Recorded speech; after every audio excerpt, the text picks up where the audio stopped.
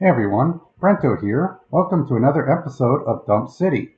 Just remember, if the conservatives and the liberals go to war, the socialists will take over. Alright, enough of that. So, we're back in action here. I discovered something in the game since we last played. This option where you hit the G mode and you can go into a realistic view of the city. That's how much a noob I am. I didn't even know that existed. So as our city gets more developed, we'll definitely take advantage of that. And for this episode, I know we've been doing a lot of tutorials lately, like how to build highways and subways and whatnot. But I thought this one, let's have a bit of a goal here. To see if at a certain point we can go into real time and just let it play as fast as we can and just watch the chaos unfold. Hopefully not too much chaos because we're still early on in the game, and the sooner your world gets ruined, the sooner this series is over. And for some of you, that might be a positive thing. For others, they might be disappointed. In this one, I want to run it to the point where some of the industries, some of these facilities we started building are actually finished. You'll notice all these yellow blueprint moded things. So we've been queuing up a ton of construction in our world, and very few things are getting done here. This is the one we need done immediately. And once we go to real time here, and we're I press play, I want to do the majority of the episode in real time. So I'm thinking of calling this episode Action Packed. So just our first go at playing and dealing with emergencies without hitting the pause. Ever since I started streaming, the only time I can actually seem to play it on is on stream days. So, I was thinking about the Joy of Painting series. If you think about it, this guy, this Bob Ross guy, is painting stuff on, he's just painting. But I'm pretty sure he didn't paint in between. Like, he painted so much that there's no way he had time to do pastime paintings. He probably is filming himself every single time he's doing his favorite pastime. And I was like, maybe that's why it was so successful, right? Just this guy who's happy about what he's doing. Video games, I think in general, are like one of the best pastimes there is. It's other than the cost of the game, it's you definitely get your money's worth out of them. So if you want to be less angry, find a hobby of some sort. If there's something you've probably thought of, get into some video games. Try a video game. If you happen to be watching this, I doubt there are many people, but there could be some people out there who have never really looked at video games recently. This is a virtual world we're building here in a highly realistic mode. Once we get into it, you'll see, if you haven't been following the previous episodes, you'll see how detailed this is. There is skill to it. You can't just wave your hands and the problems go away. They're there, right? But that's also the challenge of it. I guess when Bob Ross was painting, you can't just do anything he wants. There is some skill to it, and there's a little bit of challenge to it. And then he got a painting out of it. The thing is with this series, it takes a long time to build this full city, and I'm sure we're just a small portion of the way in here. So as I've been doing lately, and again because I haven't played in a few days, I like to always go through the world and see where things are at before making too many decisions. Once I kind of get a grasp of where our machines and businesses are, what they're up to, then I'll go into real time because I want to see where the problem points are. What we're trying to do right now in this phase of the game is develop our construction industry. Because right here, these are the machines that make all our ingredients to build our city. We have our distribution and construction offices set up they're currently getting materials from Canada. They're reliant on Canada. Same with the electricity. Our road to Mexico here. Okay, here's something we got to keep an eye on here. We have this road under construction. I think this is okay. So there's a problem right away that this should be getting built. This is a critical road because right now the Mexican workers, they have to go this long way around, so they're kind of wasting time, taking too long to get to work. So that kind of has to be done. Let's just check this here. Yeah, so you see we have our construction offices assigned, and they move. They're going to merge into here. So the Canadian and Mexican workers kind of converge. We did this. I think it was last episode, where it might have been between episodes, but very recently. So this was sort of the source of our highway. When we have two major sources of traffic coming in. So the 2 episodes we planned our metro system, and last episode we planned our freeway system, our Soviet freeway system. We kind of like, look at this. This is a Soviet interchange. Look at that. 1961. That would have been top of the line. The stuff you see in the rest of the world today with the freeways and whatnot. Nothing compared to this. This was a marvel at the time. Well, probably there was much better in other places, but they weren't too into cars, okay? And these are still in blueprint mode, so they're not going to get started, but we're going to have our gravel freeway here soon. We're building our gravel freeway. Look at this. Actually, while we're here, in case I forget, I did this a little bit offline. At the end of every episode, I'm going to do a little bit of work so the world progresses a little faster than I'm presenting them here. Because we need to get into the full purpose of this world, right? Which is to create a completely self-sustaining economy that does, like, it generates garbage gets sorted, gets reprocessed, remanufactured, and sold back to the people. So that, but we're not even close to that. We need to get to the university to get the technology to even start that. So that's why I want to speed things up a bit. Before I forget, here was something I did. Is this pedestrian path here? So this was our metro system, and I created two walkways that go over the freeway and reach into this area here to grab some people. So not only will this serve like this zone here, it will serve a bunch of people in here too. And the reasoning for that is, like, let's say you are on this side. Heck, you could, if there are some businesses here and put some walkways around here, people could, in theory, go or just walk over, which I think that was described.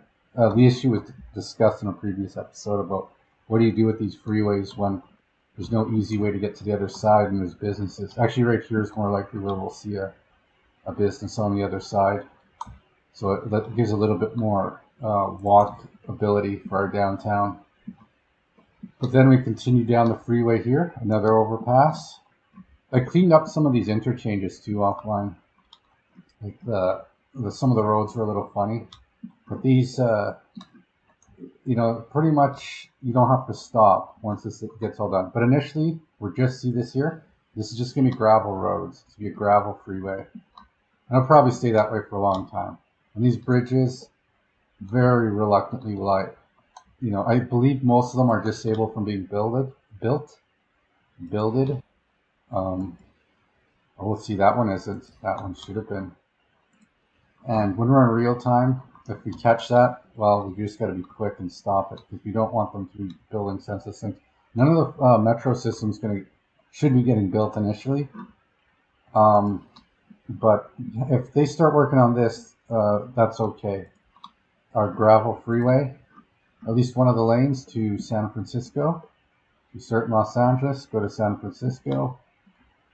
I cleaned this up a little bit offline. You see just a nicer intersection. It's more like a clover leaf. Added a road through here. I think these are, I readjusted these a little bit. So this is our San Francisco bypass.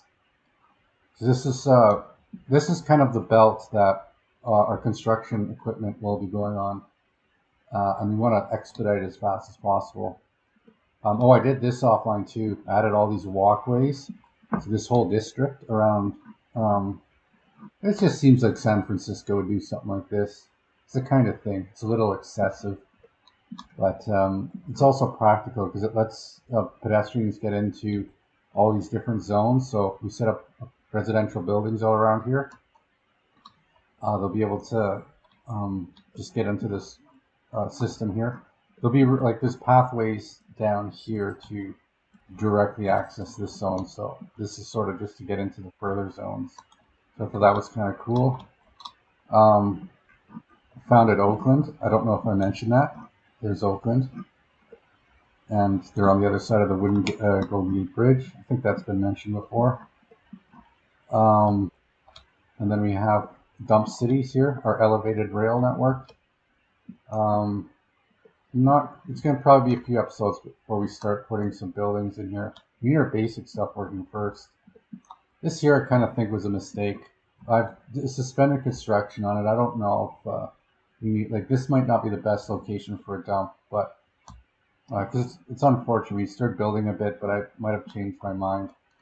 It was just I did that in a panic because when our cathedral collapsed, we needed room for garbage. So we recently developed this, our metro system.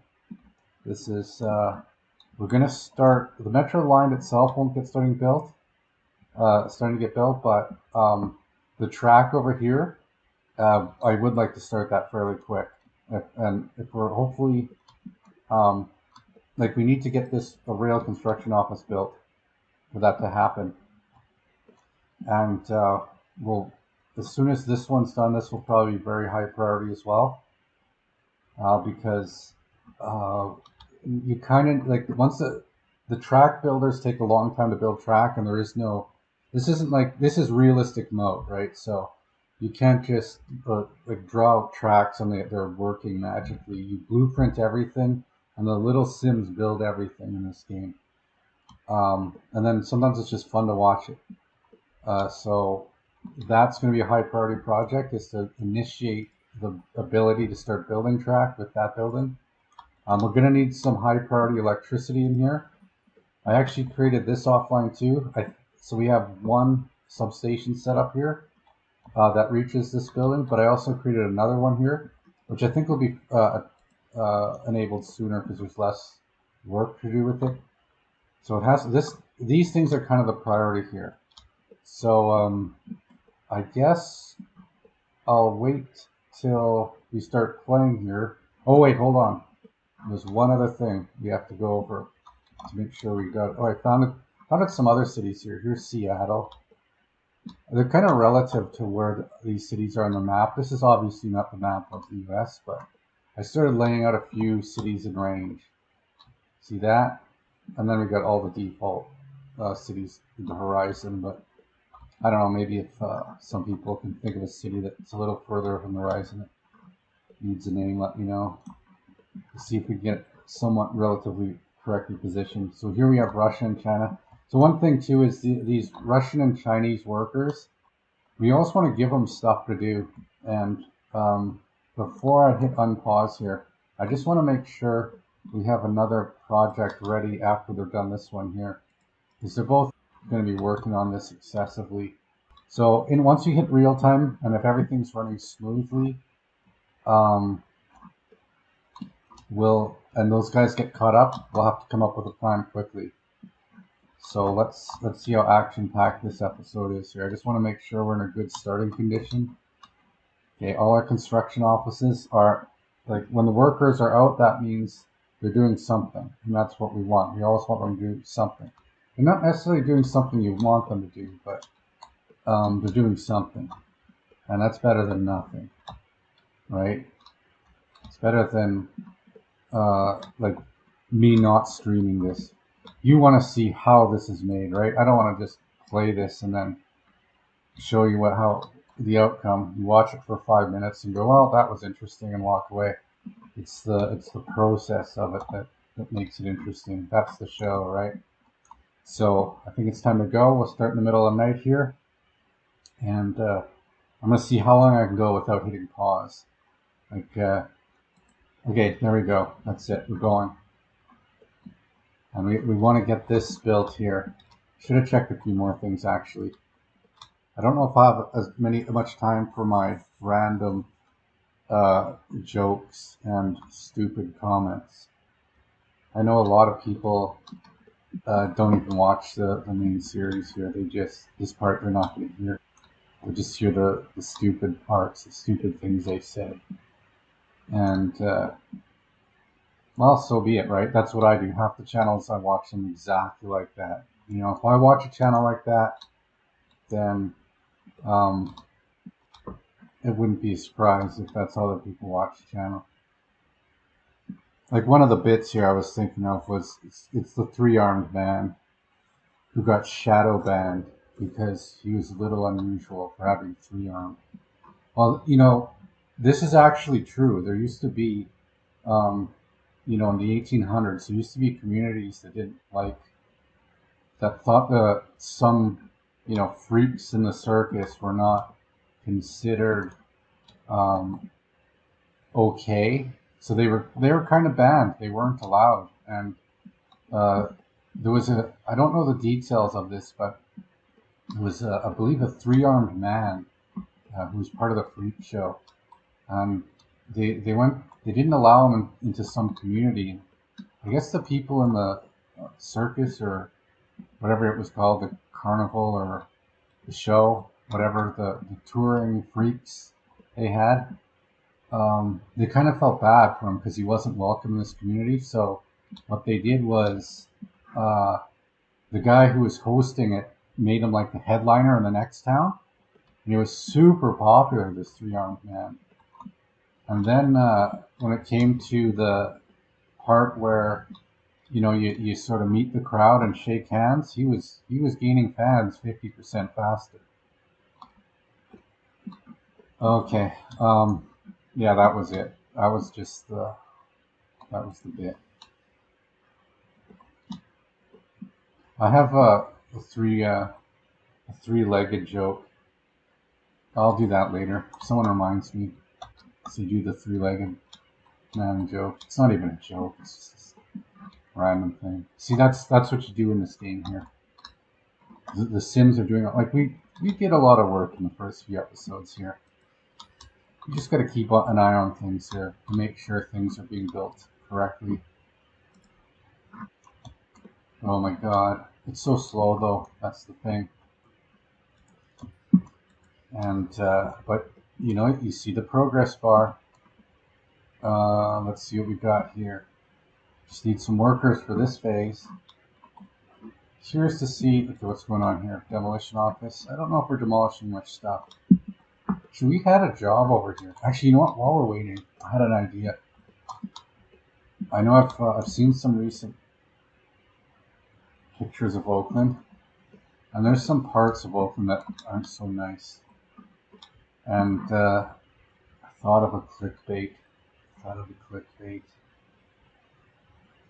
And it has to do with the zoning issue. And this, if I do this in the game, I'm not lying, am I? It's not. It's like a clickbait, but it's me telling the truth. It's, you know, much like corporations mislead you in life, make you believe something that is probably not true. That happens everywhere. It happens in media. It happens in these video games. So, for example, let's say, you know, part of Oakland rezoned as a dump, right? You could put that in a headline. Someone would be wondering why the Oakland, like, this is true. Part of Oakland has just been zoned as a dump. Okay, I can put that on YouTube and not be misleading. Well, maybe it's like it is. It's like I'm assuming you're a fan of this show and you're watching it and you're like, okay, that's honest. You just did that in the game. You could put that as a title to your video, you know. And if someone clicks it for another reason, then that would be, well, you know what? That's your problem, right? If you have these preconceived, did you really think they would just rezone part of it as a dump?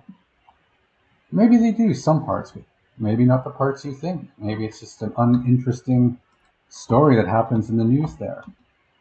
But you could do that technically. Like, imagine just like a really bad neighborhood. You say, you know what? Let's just declare this zone a dump. It's just a dump now.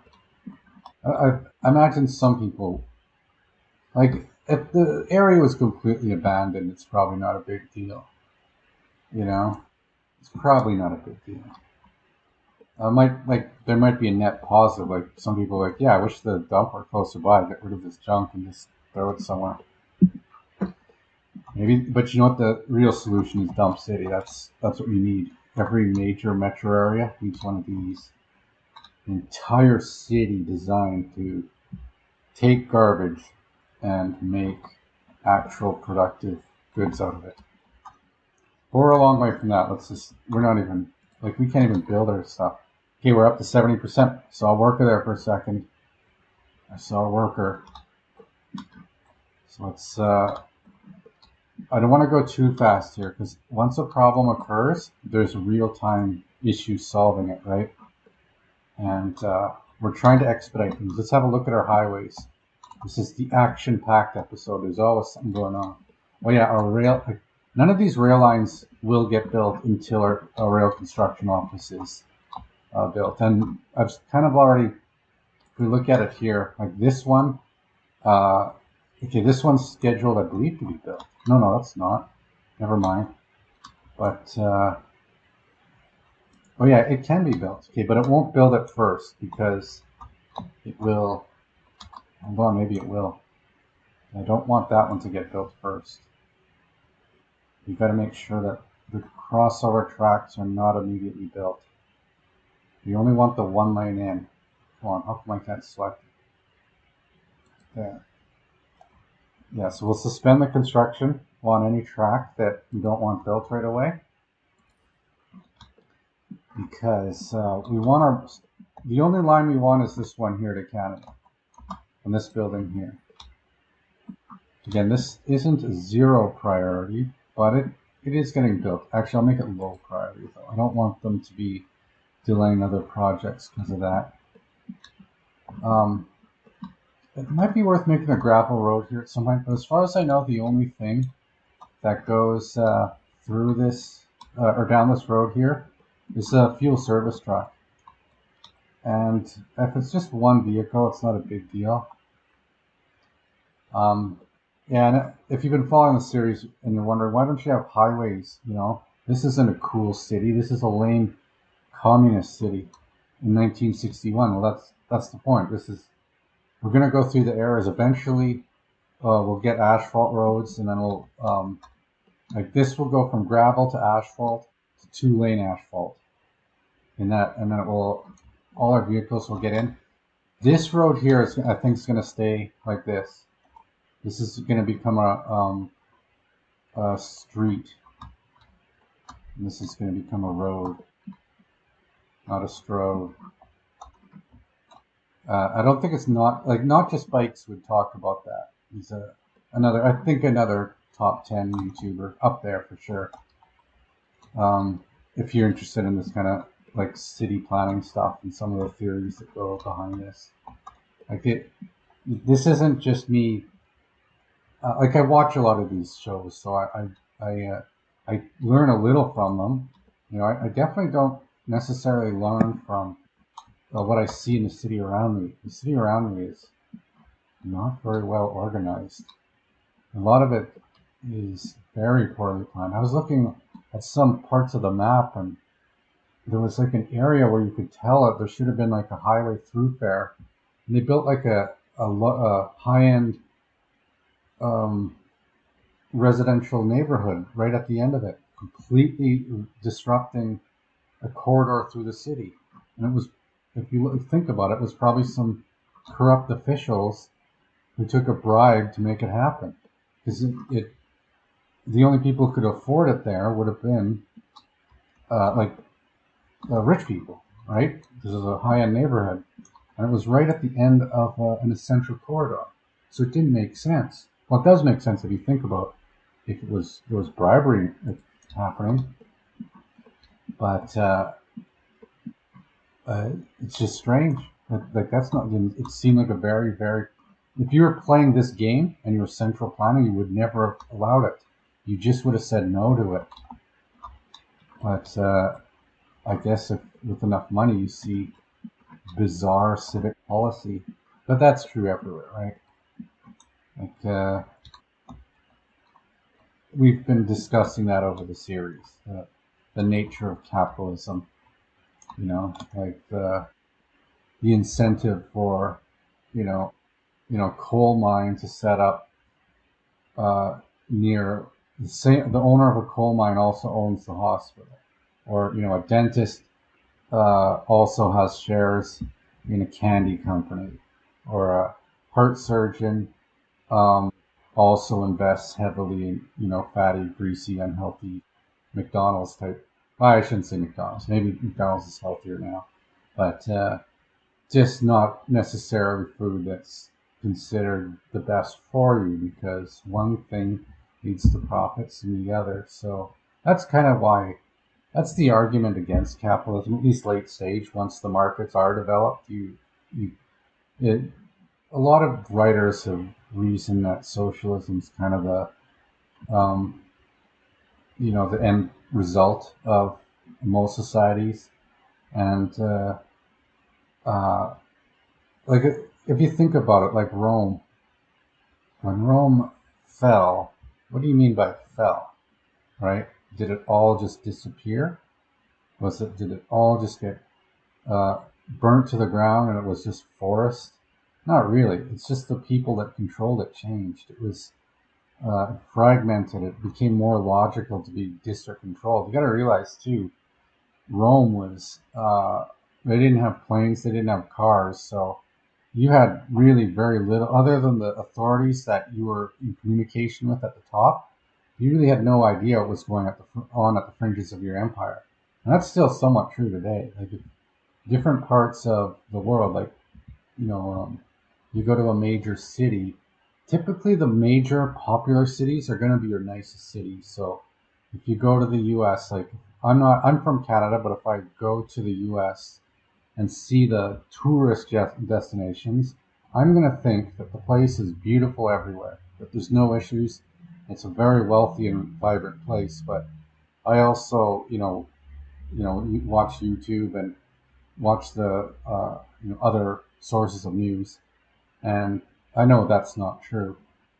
Um, so the truth is, like the central control only goes so far. And yeah, when Rome fell, and it's not to say the U.S. is going to fall apart. It's still pretty strong, and it's still overall a very like it hasn't. It is declining lately. Like the capitalists have like again, that was the cause of the kind of Rome, was the people at the top who were just so disconnected, and there was no screening process. You were just at the top, and that was it.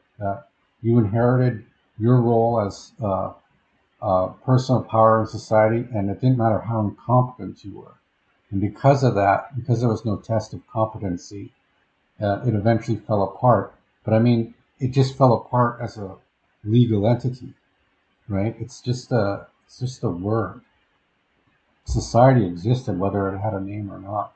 So that's the actual history of things. And to a certain degree, it is true that socialism, i.e., just people with common sense, are going to always ensure things work out as best as possible. But then again, too, you got to look at World War One, World War Two, and what the capitalists did to ensure they maintain hegemony, right?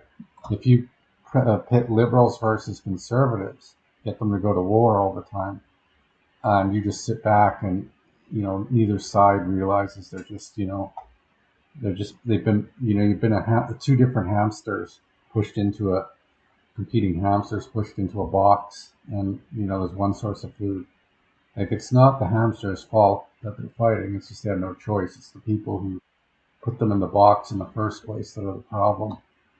And I think humans are a little smarter than hamsters. Like, there are some elitist pricks out there that think they understand, they think they have control, but and they can control some people. I'm not going to deny that. Like, there are ways of controlling people that a lot of people are somewhat slaves to their own habits, and they do get away with it. But I think in the modern era, I don't think we're going to see anything like World War II again, because we have all the records. Like, watch documentaries on it. Watch how it actually started, and they're doing it again today.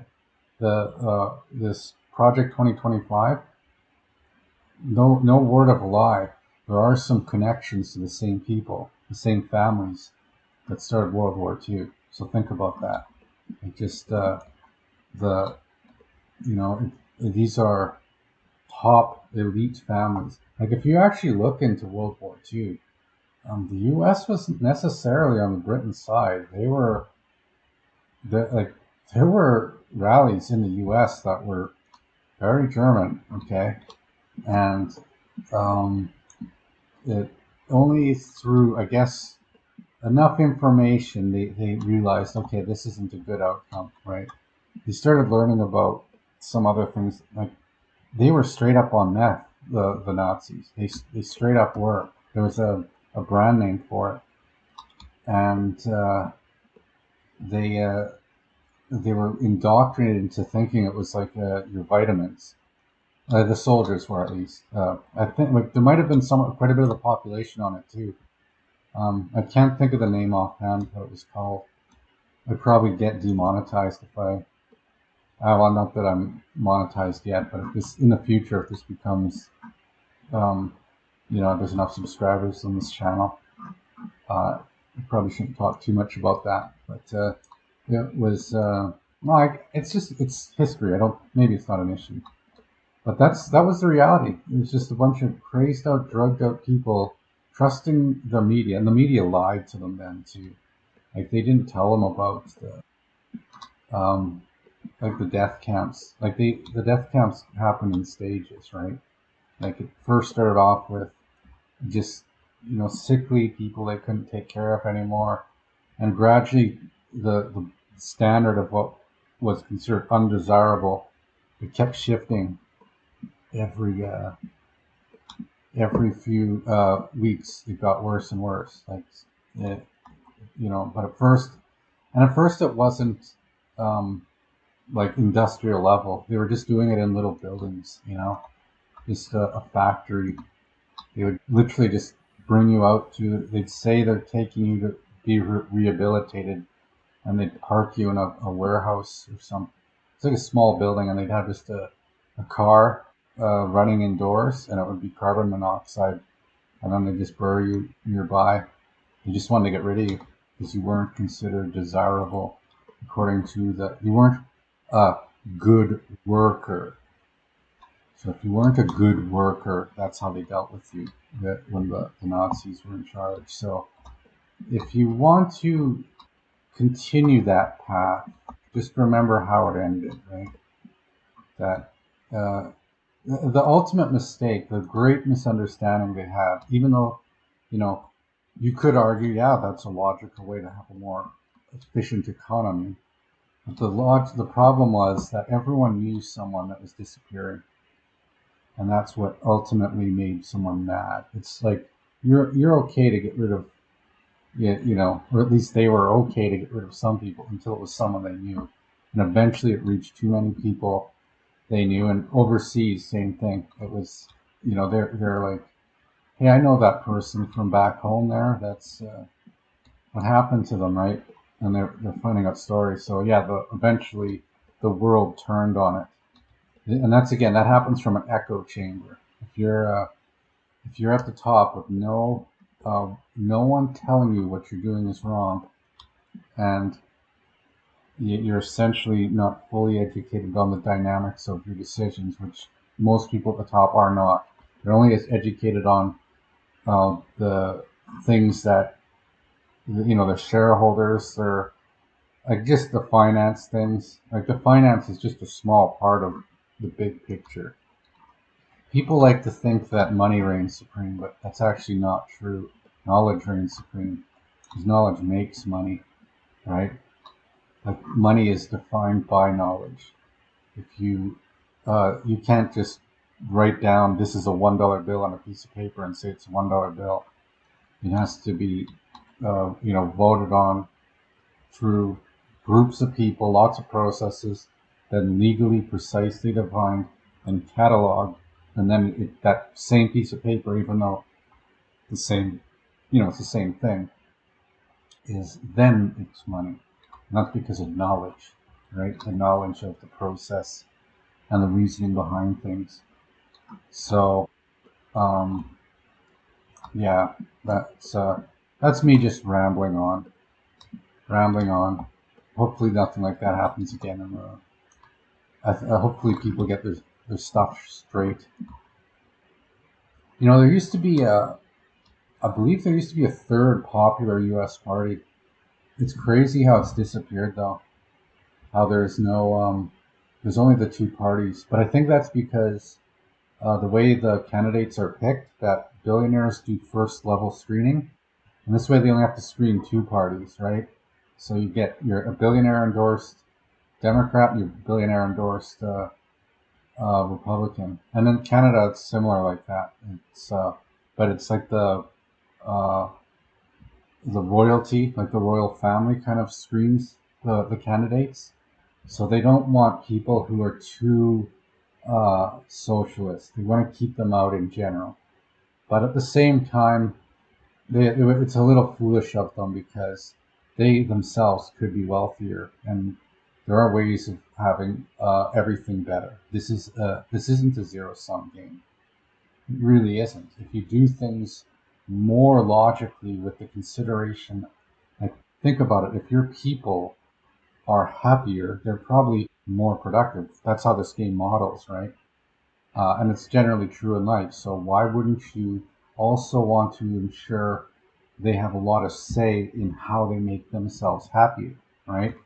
I guess their concern is they won't want to be loyal workers too much. They'll start questioning why they have to be the worker and not the decision maker. And that's why the powers that be will, uh, you know, the loyalty is unreasonably high. We should have, like, honestly, I think the U.S. and Canada would be better off with a very socialist leaders, like ones that are friendly to the powers that be. Don't go to war with the billionaires. Just put them in their place. Just simple as that. Just say, okay, you can remain as wealthy as you are. You can have the same privileges, but there are checks and balances. That's it. And then I think that's better than a war, right? And some societies, it literally descends into war. Everyone loses. Everyone, especially the ruling class, because they are usually promptly removed and replaced with something worse, and everyone loses. So, like, if you study a bit of French history too, or at least the French Revolution, they didn't behead Louis the 16th right away. They gave him ample opportunity because they wanted him to continue to rule, even though they revolted. They said, "Okay, but you're going to stay the emperor. Like you're still." No, the king. It was Napoleon became emperor. It's so stupid what happened in the end. But they uh, they basically wanted him to remain king because it maintained some like there was some he had authority over so many people that those people would behave themselves as long as he was king. That's what they wanted. But he kept trying to flee and uh, like be disagreeable with the new regime that was actually in charge. Like he just couldn't accept the fact that the right of kings was gone, and he screwed up too many times, and eventually they got him. And not everyone's as nice. Like there are some nasty capitalists out there, and there are some nasty socialists out there too. Just because, like, someone like solar panels doesn't mean they're not also quite dangerous people. So there's a whole kaleidoscope of personalities out there. So in general, when you're given something that seems like a good option, and someone's presented you with the facts, you should be able to, you should adapt. And to me, that's the big thing. If you can adapt, you're the, um, you're demonstrating leadership qualities. A leader will adapt to the situation. Trump. That's why I really do think if there was a socialist revolution, Trump could be part of it. He really could. What's he give a crap about these billionaires? A lot of them F them over indirectly in his somewhere along the line. Why would he care about helping them out? Like, like the way you could look at it this way. Let's say he increases, let's say ultimately he takes half their wealth. Anyone over $1 billion, he take half. Anyone over 100 million, you take a quarter, just through wealth taxes or whatever. You put it back in, then you're not over the fiscal cliff, right? Then you're bound. Then the book's balanced, right? You gotta, I think you gotta renegotiate how money works. The whole money system's the core problem. Interest, as we've discussed, is the idea of free money interest by rich people for already having money is the core cancer to society. It's what led to this problem. But if you could get the money system figured out, a nationalized bank, like a cooperative U.S. owned bank, where the interest rates are not for profit. There is zero motive to charge interest for profit. You only charge interest as a penalty for failure to comply with terms, okay? But not for profit. Once principal's been paid, you're square, right? I think that I did another video on that where you pay 70% of the principal, and let's say 30 was an interest. You're square. You own it. Okay, that would be how a nationalized bank should work. So stuff like that. I think someone like Trump would be he's a good leader, right? He doesn't get as easily influenced through nonsense. A lot of people follow him, right? You've got to be realistic. Even if you're a Democrat and you're frothing angry at what I'm saying right now, look at it objectively. Like, how many people are Trump fans? Even though he has been making mistakes, maybe by the time this is airing, his popularity could be bad, but his solution is to become like conduct policies that favor the society itself, socially reasonable policies, things that make the average person wealthier. And yeah, billionaires, financiers, people who just want just playing the stupid game of money. There should be two types of money systems. There's the essential money, and then there's the game money. They should just be playing the game money. And maybe Elon, has an epiphany and goes, "Hey, maybe Dogecoin should be the UBI, and that you can use that to pay your rent. You can buy your food." And instead of, I'd give him $1 trillion.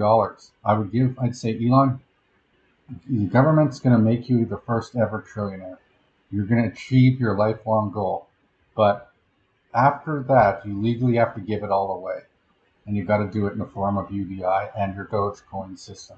And it is legal tender. Like, you can buy food, buy gas, pay rent, all essential stuff. Travel, no, you can't travel with Dogecoin. That would be or whatever, crypto they want to use. Just the principle of and let's just be clear here. This wouldn't be fiat currency. Like the difference between fiat currency and a crypto reserve currency. I love these conspiracy. I love this is why I made this channel, because I get to talk about this. If you think about it, crypto is probably the best reserve currency, because unlike paper and even unlike gold, where's the gold? I don't know. Like you can't directly monitor it, but crypto you can. It has known locations, known servers, known owners. You know the position of it with a quick SQL query. You can find out where it is. So you know how much is in circulation. You know who has it at all times. Everything's on record.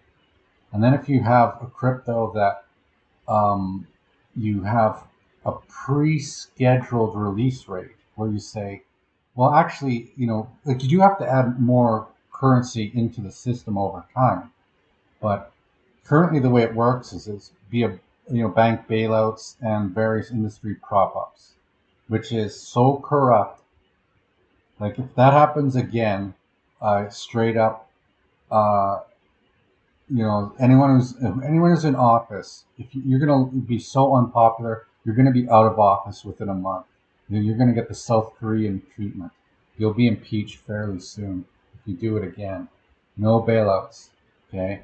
The better way to introduce new money into the system is via UBI. So you have a schedule, and I think this is how Dogecoin and some other cryptos work, is that there's a schedule of new money printing.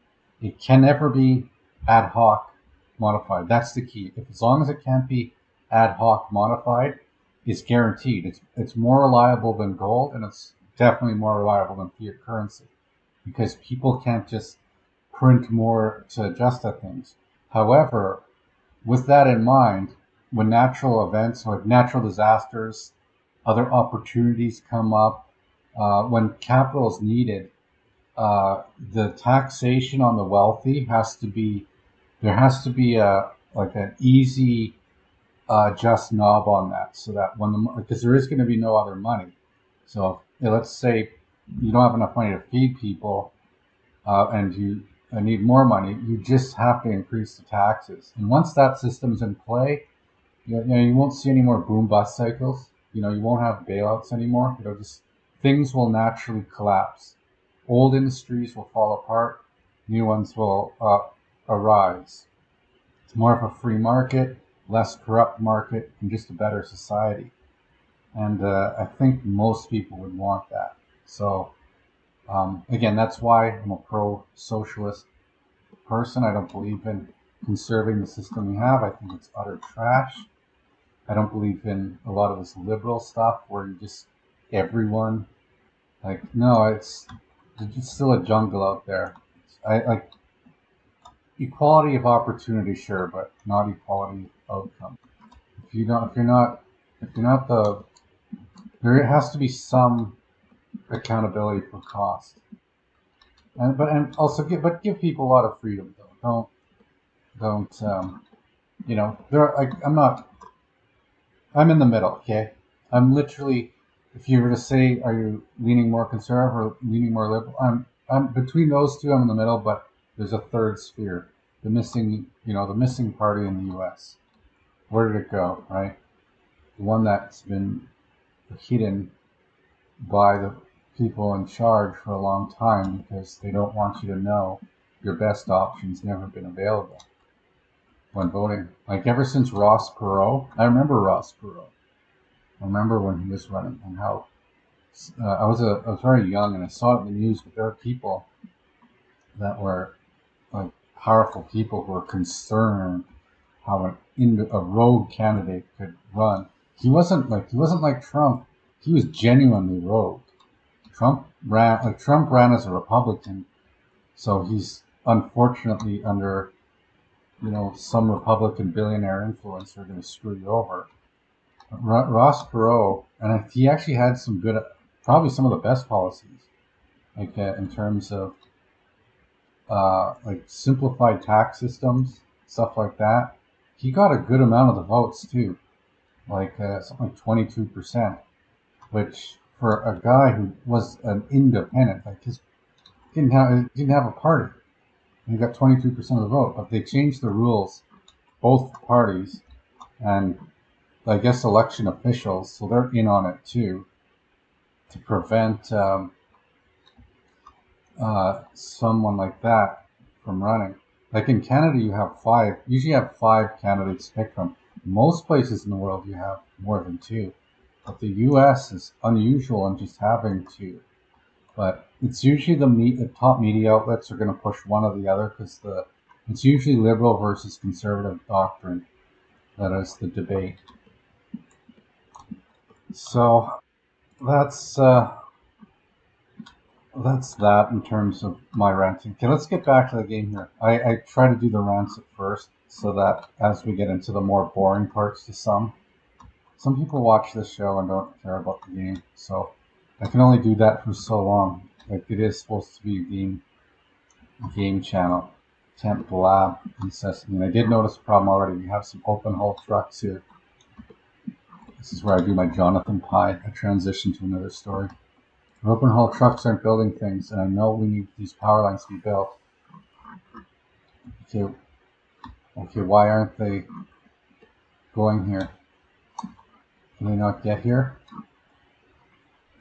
What's going on here? Okay, this needs to get built. They're all assigned.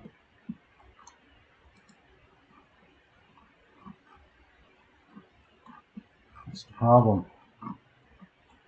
Oh, there's some unusual problem here.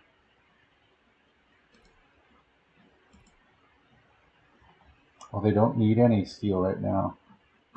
We've got to find things that need steel. Oh, I can't press pause. Okay, this is action-packed. We got the steel. Who else needs steel? This should be buildable. Oh, let's get this. Oh no. Yeah, there's let's go into this mode here. We will assign construction projects to all of them in this zone. Now let's just make sure everyone has work to do. Ooh, should we start? I think we should start this here. Our construction yard, our main construction office. I don't know where else this would go. Like, it is better for it in the middle of the city, but there's an opportunity cost to that, right? If you take prime real estate for something, you're costing something else that's prime real estate. So this is in a very good location, but not in a prime location. So we got to get, I think it's the worker shortages are the issues. And let's see if there's any power lines here that are, they're all, it's just there's no open haul trucks needed. That's the issue.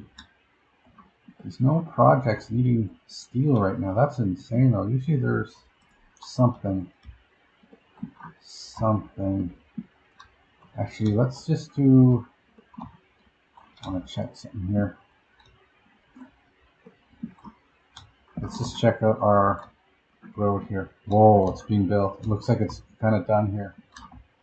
Okay, I've been babbling a lot. They're using it too. Okay, let's see if our fuel, oh, not even keeping up, but it has to be better than before. It has to be. And let's check out how the projects are going here. Yep. Yeah, we should start. I'm really thinking of building a lumber mill here. Give our open haul trucks some work to do. Where would be a good place for it? Like maybe here. Let's just see how this looks. Let's have a look. Yeah, we could directly connect this to a sawmill. Look at the area coverage of that, eh? It's kind of neat how it covers trees. See, it'll cut down all the trees in that area. See if we can do better than 62%. We want these, oh wow. We're gonna ruin our city by cutting down all the trees anyways, so. No, I don't think around here. That's too far out of the way. We want it in the general metro area. Where else do we have trees?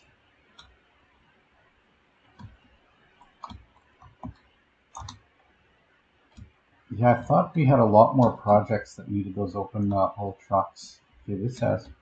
Yeah, we can't put it in the city. It has to be outside the city here. This is only 60 some percent. I think it makes more sense. We can do it in this area too, potentially. 70%.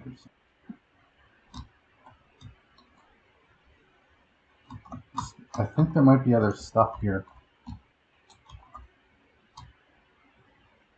Can we get 65%, 67? This is an interesting area. It's a little, but am I going to complain about 5%? See, this wooden Golden Gate Bridge, it's going to take a lot of planks. You could do a lot of, like, when you play this game too, there's different types of materials you can use to build your buildings. And some of them use wood, and some of them use prefab.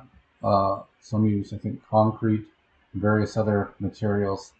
So I think it makes sense to consider a general style of a city where maybe if we put a lumber mill here, it will cause it to be have a lot of wooden-based homes in the area.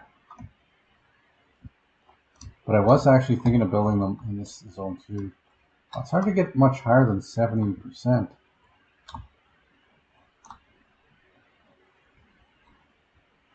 That's pretty good. This, I want this to be a potentially heavily developed area, so I don't know if a lumber mill right there makes sense. I'm really leaning to around here.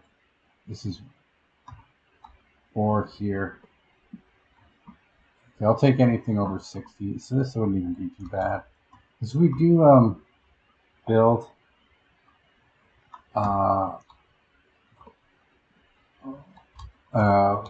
chemical plant which needs wood, where it's pretty close by.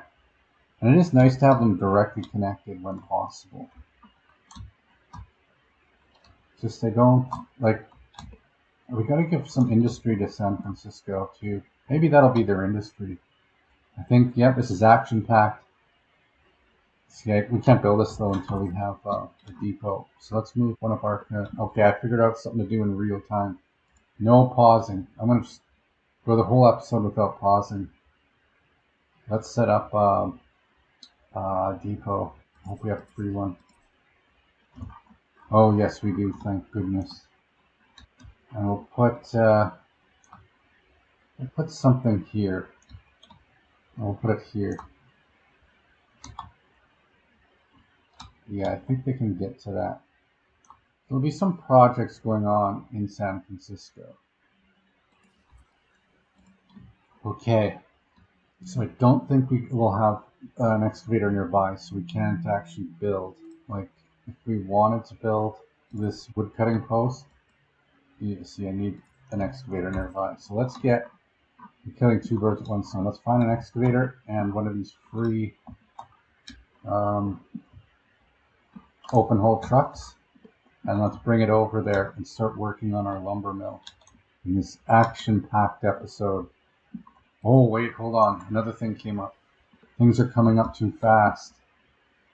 Okay, so what we need is a big garbage truck first. This has to go here. It has no electricity, but we're working on it. It is code red status.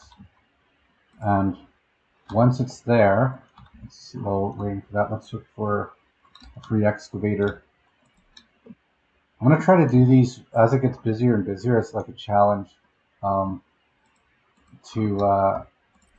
not pause for an entire episode. Like, at least for this game. It's such a slow-paced game that you know, this isn't terribly exciting. But if everything's sort of doing its own thing, it's kind of interesting. Okay, so what this does, sorry, that's Los Angeles dump too. Yeah, so that's the wrong dump. I don't know why it's going there. This should be going to construction waste. So what we want to do is, this is how we make gravel in this world. That should work. Yes, we're going to have 2 trucks doing this. So now this is where our recycling is beginning. So we're making gravel by taking this construction waste from our cathedral, and we're going to make gravel to make roads. And with that, those roads will then expedite the construction of all other kinds of things. However, we do have other projects going on here. I am concerned that we've got to grab ourselves an excavator. We have too many open haul trucks. I think we have some extra excavators somewhere too. I'm pretty sure we had one somewhere around here. But we want to work on our lumber mill over there. I think that's a good spot for it. Just to have a variety of locations to pick up goods, and we'll focus a little bit on wooden structures here. San Francisco will be built out of wood. Maybe, I think we'll use prefab quite a bit in Los Angeles here. And maybe, and some of the wood that comes out of here. If we have a chemical plant in this area, it'll be kind of close by. It'd be nice to have them directly connected, but I don't think that's going to happen. Okay, I don't know where our excavators are. I cannot find one. We do got to give them some work. Let's see how urgent this is. Once you see too many people at the border with nothing to do, that's when you're mismanaging the economy. When you're not finding work for your... that's when billionaires are making... When billionaires are making decisions to maximize their profit, they won't even hire foreign workers. Because they're just a few selfish people, modern day monarchs, right? Okay, this has some concrete in it. It has no work to do around here. So it is running out of projects over here. Yeah, I don't know what else we can build over here. We got this road built. That's a big deal. And I don't know where, we have like 4 excavators somewhere, but they're being used. So I haven't spotted one yet. We've got to find, what's going on here? So this is another problem. This is supposed to be getting garbage. What kind of vehicles are going here?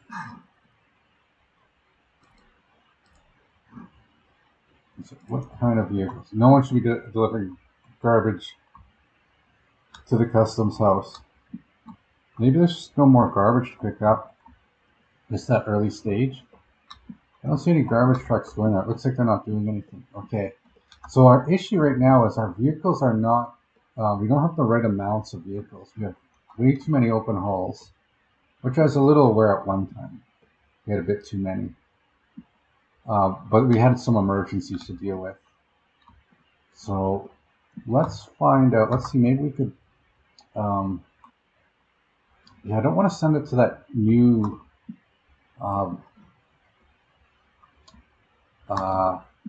area in San Francisco, that new parking lot where we're going to start building our lumber, our woodcutter facility until, actually I just thought of something we could get these guys working on. We could extend our power grid a little further here. These all take, you know what it is? No, that won't even extend it. Okay, we're short on concrete. Let's grab this concrete truck and send it over. This guy, real time, action packed. Yeah, he's still doing nothing. There's no concrete work in this zone. So we'll send them to, I think we're going to need it too. See if we're going to, oh yes. There's some work there. And let's see if any of these have any openings. No. Okay, this one has no work either. Okay, let's see if they're complaining about a shortage of open haul trucks in this area. It could be. They could be. Nope. Oh, but we need one there to pick up that bulldozer. I think I'll send it there just, well, just get the bulldozer over faster. I don't think the bulldozer's going to be doing much work soon. Where's the bulldozer? Where did it go? Action packed. It's like Path of Exile. I'm going to definitely do some Path of Exile. I'll probably get a few more viewers then, but not the most not as sophisticated viewers. You get people like Elon Musk watching playing Path of Exile. Not come on, you're a wizard or you're a barbarian and you're burning things and cleaving things. How sophisticated is that? This show is much more sophisticated than that. Okay, where's our bullet? What's it doing? This guy, wait for a truck. Imagine, this is the Soviet Republic, okay? Imagine if they did this today, like you're a bulldozer driver, instead of just waiting for a truck to pick it up, it just drove down, a main highway, right in the middle of the road. Okay, let's doing some road construction here. What road construction? Uh-oh, they're doing projects I don't want them to do. No, this isn't. Oh, maybe, actually, maybe. Maybe this isn't total trash. It's not super high priority. They already have another road, so I'm going to say no. No. Universal basic income? No.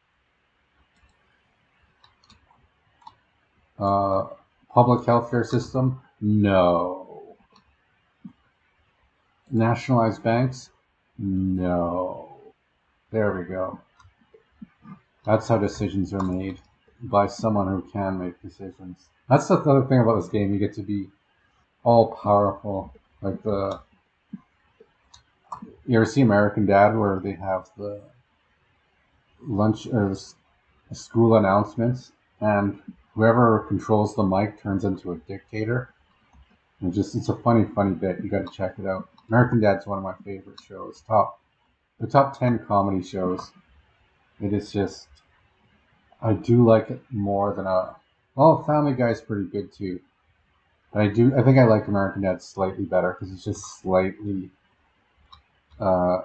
it's slightly more adult and a little bit more, little less potty humor jokes. But it still has quite a few of them. It's not good. It's basically the same show. But anyways, I think it's called school announcements or whatever job that is. You talk in the microphone. It corrupts them, and then they get fired because they're corrupt. And then the next person does it. They become corrupt. They get fired, and it just goes on and on. It's just like normal characters. As soon as they got the mic, they're a dictator. That happened to me if I ever had that power. Maybe. No, I try to be mindful of it. I think that's the key. You gotta, if you're in charge of things, you gotta realize that society kind of takes care of itself, and you're just there to observe stupid things. Say, this is a stupid thing. Let's change that. You're not there to necessarily do anything. You're there to prevent stupid things from happening.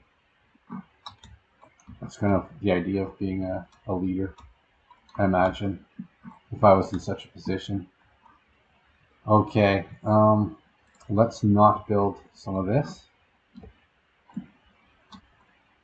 Yeah. Okay, well, we could. Yeah, let's not build this, just in case. We have enough highway system. Like, they can go down this gravel road. They can go through here. They got a dirt road here. Like, if anything, this should be a gravel road. But there's nothing even to go here to do yet. Like that might be the, actually, you know what? That might be the next thing to do here. That road, I think, is a for sure road. I think we'll do it just to give them. I'd rather them being built. Like if we're going to build out this way and we're going to build a lumber mill, and we're running out of stuff to do in this quadrant with those workers, you got to give your workers, like it's just wasted potential. When you can't find a job for someone, you are the problem. It's not them. Don't make them do jobs they don't want to do. Don't build these things here when you don't need them. Okay? They don't want to do this. No one lives here. It's an empty district. Why would you build it? Okay, I know it leads to the freeway, but we don't need the freeway yet. We just need some basic roads. You know, basic stuff.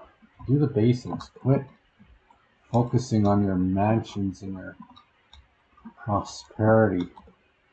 Holy, we got a lot of things going on here.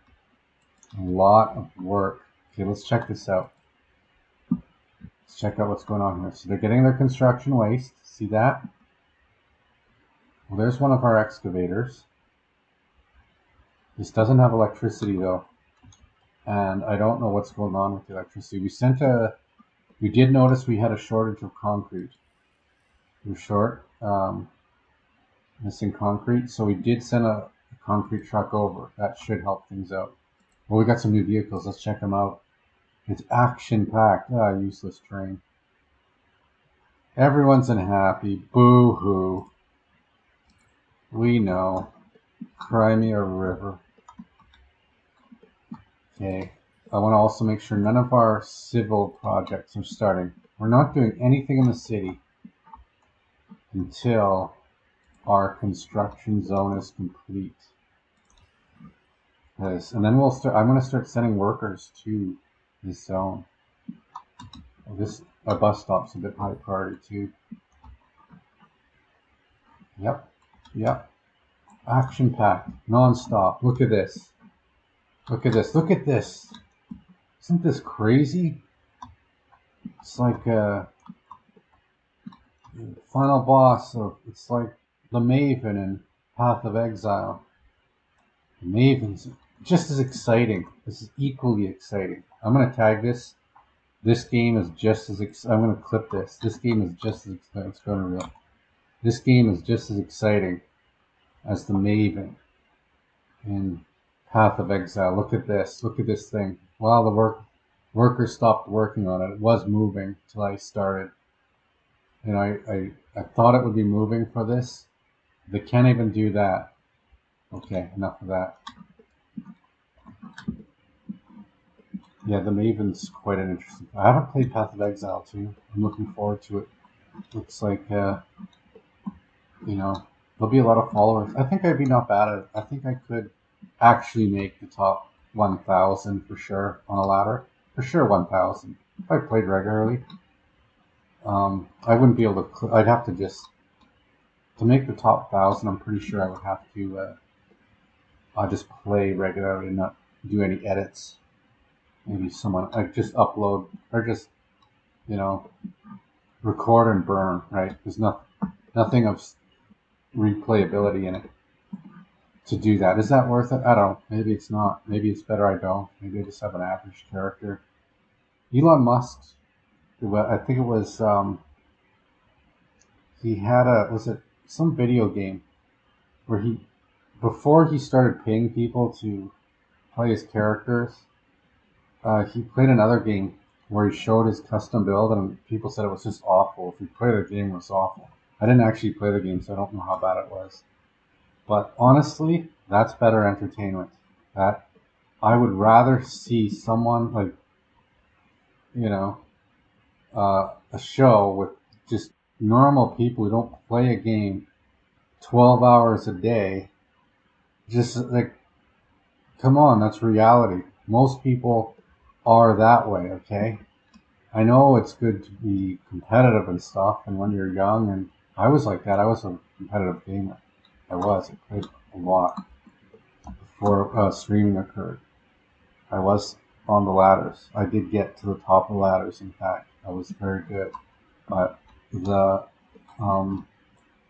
you know, the average person probably wouldn't be that entertained. Like maybe the community itself finds it. Like at the top, everyone kind of knows each other. It's kind of like a clique, right? Um, it's there's like a short list of top players, and then there's like in the pyramid of nerds. It's the pyramid of nerds. There's the top nerd, and from that, there's the aspiring nerds that want to have that job of top nerd, and then there's the learning nerds, and then there's the beginners, and then you get into the noobs at the bottom, and there's different degrees of noobs. That's how the pyramid of nerds work. You got the super dork at the top, who's the best at the game. Again, I shouldn't say that. Like that's that's when I was good at games. That's what I was called. You know, that's how I was treated. So I'll treat you the same way I was treated. Um, and I'm allowed to say that, okay, because I've been in that position. I'm allowed to. Okay, I'm allowed to refer to gamers as nerds. Okay, look at this. I'm literally playing the nerdiest game out there. This is even nerds can't tolerate this. It's too nerdy. Okay, maybe that's what it was. That's why I wasn't that popular. So I just was that way. But yeah, that's how the pyramid of nerds works. Okay, let's get back to our buildings here. Oh, you know what? I really want to put. We're waiting on power, and we got a little bit in here. I want to start building concrete roads. Or sorry, gravel roads, a little bit at a time in this zone, because we want the vehicles to move faster now. We'll give them a gravel road there. So no more deliveries going to be done for a bit. I don't think there's anything on this side. I don't think we're building anything of interest here. What's this bus doing? What's it building? Power transformer. Which power transformer? Oh, they're on that one. I thought the other one was going to get built faster from this side. Why don't they do this one? Got a high priority too. Yeah, our electrical's falling behind. Yeah, okay, our open hulls. Once you get to a certain phase, they need a ton of steel. So your open hulls are only going to be inactive for so long. So we just had too many.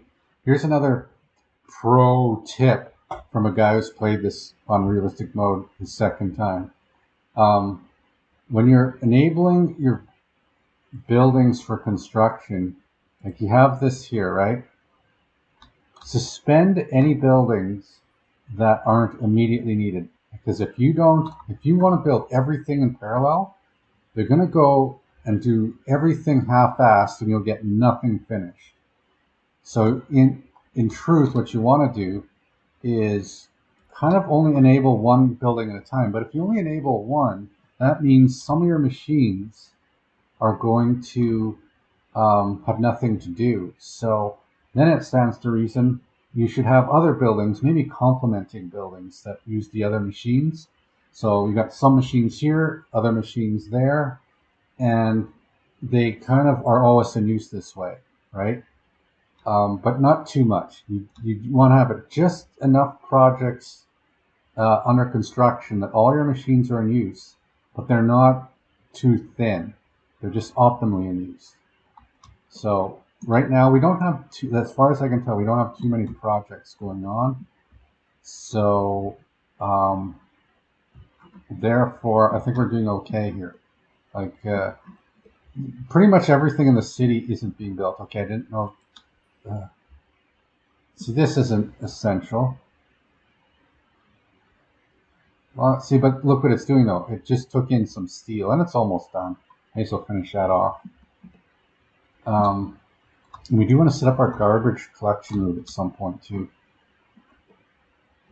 Yeah, this whole episode is just reacting to problems. This is kind of like how I play the game normally. The last few episodes, I was doing some large scale planning because I didn't want to create this world and then just have a complete gong show and then you stop watching because it's so disorganized. because no one wants to watch someone who's that bad. Like, there's two ways to play this game. Well, actually, no, there's only one way to play the game, and this is the way to play the game.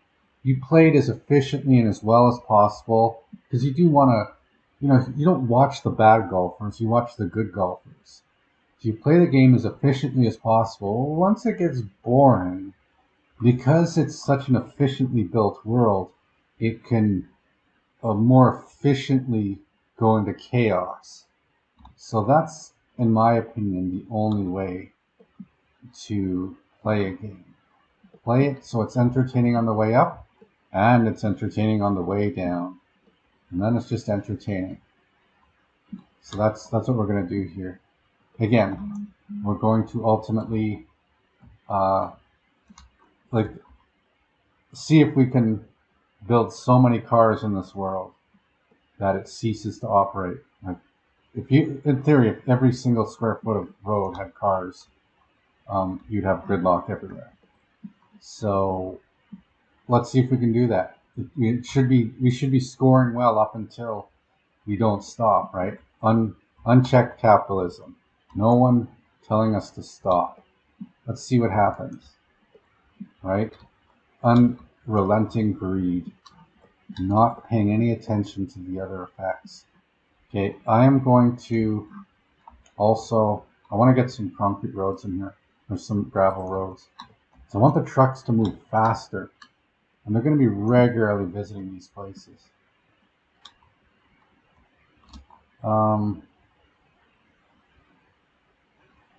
Yeah, they're still building that.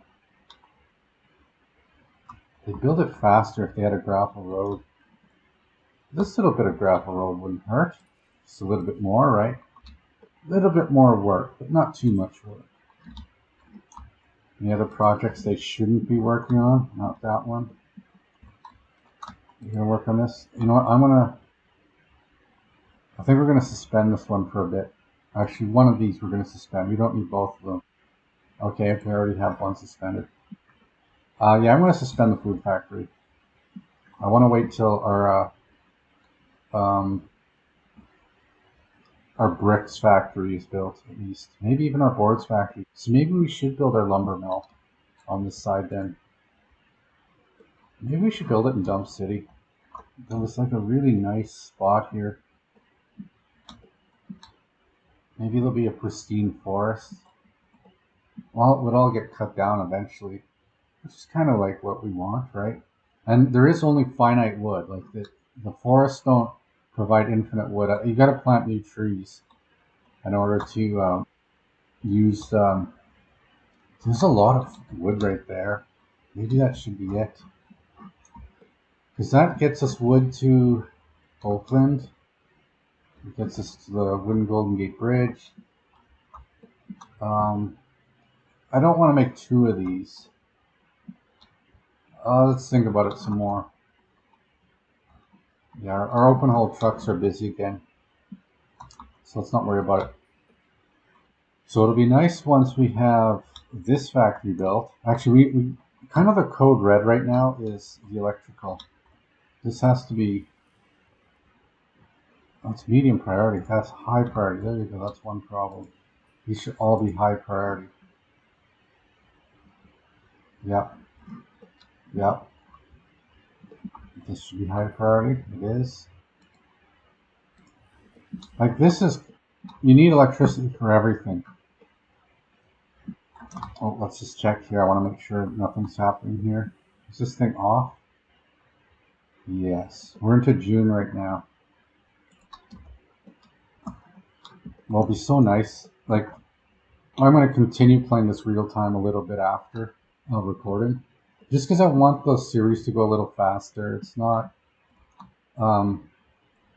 like, I'm trying to do some tutorials on the game, like get some tutorials for noobs, right? Maybe that's what the series should be called, just tutorials for noobs, because it's actually at the level of people who might not have even seen the game. Like, this is, I love this game. I really do. This is the funnest game that's, like, right now it's my favorite game by a wide margin. I've played a lot of similar games, but they had a lot of issues that you'd think wouldn't be issues in games, but and it doesn't have those issues. Like it does so many things right. That said, the highway editor, not the best, but I mean all these other things. And it's a city builder with industry planning, right? And economics. It teaches you, oh, we are, money's going down here. That's another thing here too. We are going to have to start borrowing money. That's going to be a concern. In theory, however, these trucks here should be making us some rubles. So what we might have to do, actually with that in mind, perhaps then we have to start thinking about getting goods from China more efficiently. Because if we go off the fiscal cliff with the capitalist, with the monster from Jekyll Island interest rates, right? The scammers who want their free money and don't provide the money in society to pay it, but they provide it to themselves to take. If we want to survive that, we might have to go to straight up rubles. Like we just might not survive that. Once we run out of our US dollars, like for sure everything we make in Los Angeles is going to get sold to Canada. But we're not quite there yet in terms of the ability to produce goods. And we're going to keep it simple at first. It's a food factory, and we might have to stop construction for a bit and only bring in construction supplies from the Soviet side to deal with the economic situation we'll be in.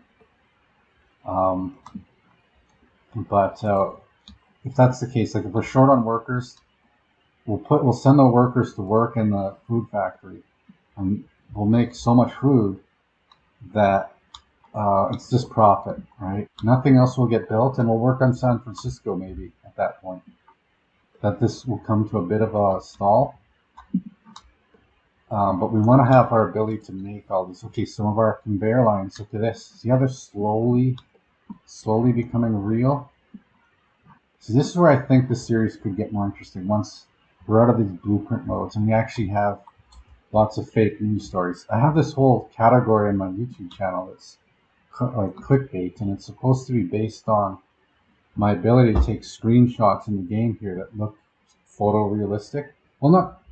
See, when you upload them, you can't make them look too realistic. It has to obviously be not reality. You can't take a real picture of something and then put a celebrity or someone on that picture and say this happened. That's obvious. Clearly you shouldn't do that. But this is a comedy show, right? I can, if you think that's real, you're just stupid.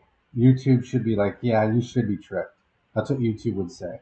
That's obviously not real. That's all. Like they should allow that. And if they're concerned about that, that sub 85 level, you know what I mean, type people, that can't tell the difference, can't tell what a joke is, then I don't think they're a big market to them anyways, so I don't think they would be concerned. I don't think they're the prime economic drivers. I think the entertainment value for most. And what entertains people is, you never know. I'm offering something different. There isn't. This show is somewhat unique, and it's a bit of an experiment. And I would hope some people at least play the game and find this, not too frustrating. I don't. Once I get a bit bigger, like let's have a few more followers, I'd like to maybe do some interactive shows where I don't know if they're going to be as clippable. I kind of like it when I'm early on here, where I'm sort of just making my content. Sometimes there's no one in chat even, which I actually kind of like because I can focus on. I'm not distracted. I think the show is a higher quality. When I watch other streamers and they're getting interrupted by their chat, I'm like, unless uh, unless it's a really good point, sometimes it just takes away from it. Sometimes it's better just to let the person go on and on and on. Because sometimes chat just brings up a point that you were going to make eventually anyways. So they're cutting you off early because they're impatient. But again, in the comments, that's what I really want this show to be is filled with comments. It's all about the comments, about taking a dump. If there's something you do not like, please comment. If there's something you agree with, comment as well. I'm a bit of an idiot here. I don't know all the details of everything in history, so I don't necessarily know the best way to strongman something. So make my argument even better. Argue with each other. Be civil. Don't insult each other. Don't get personal. Um, uh, try to be productive out of it.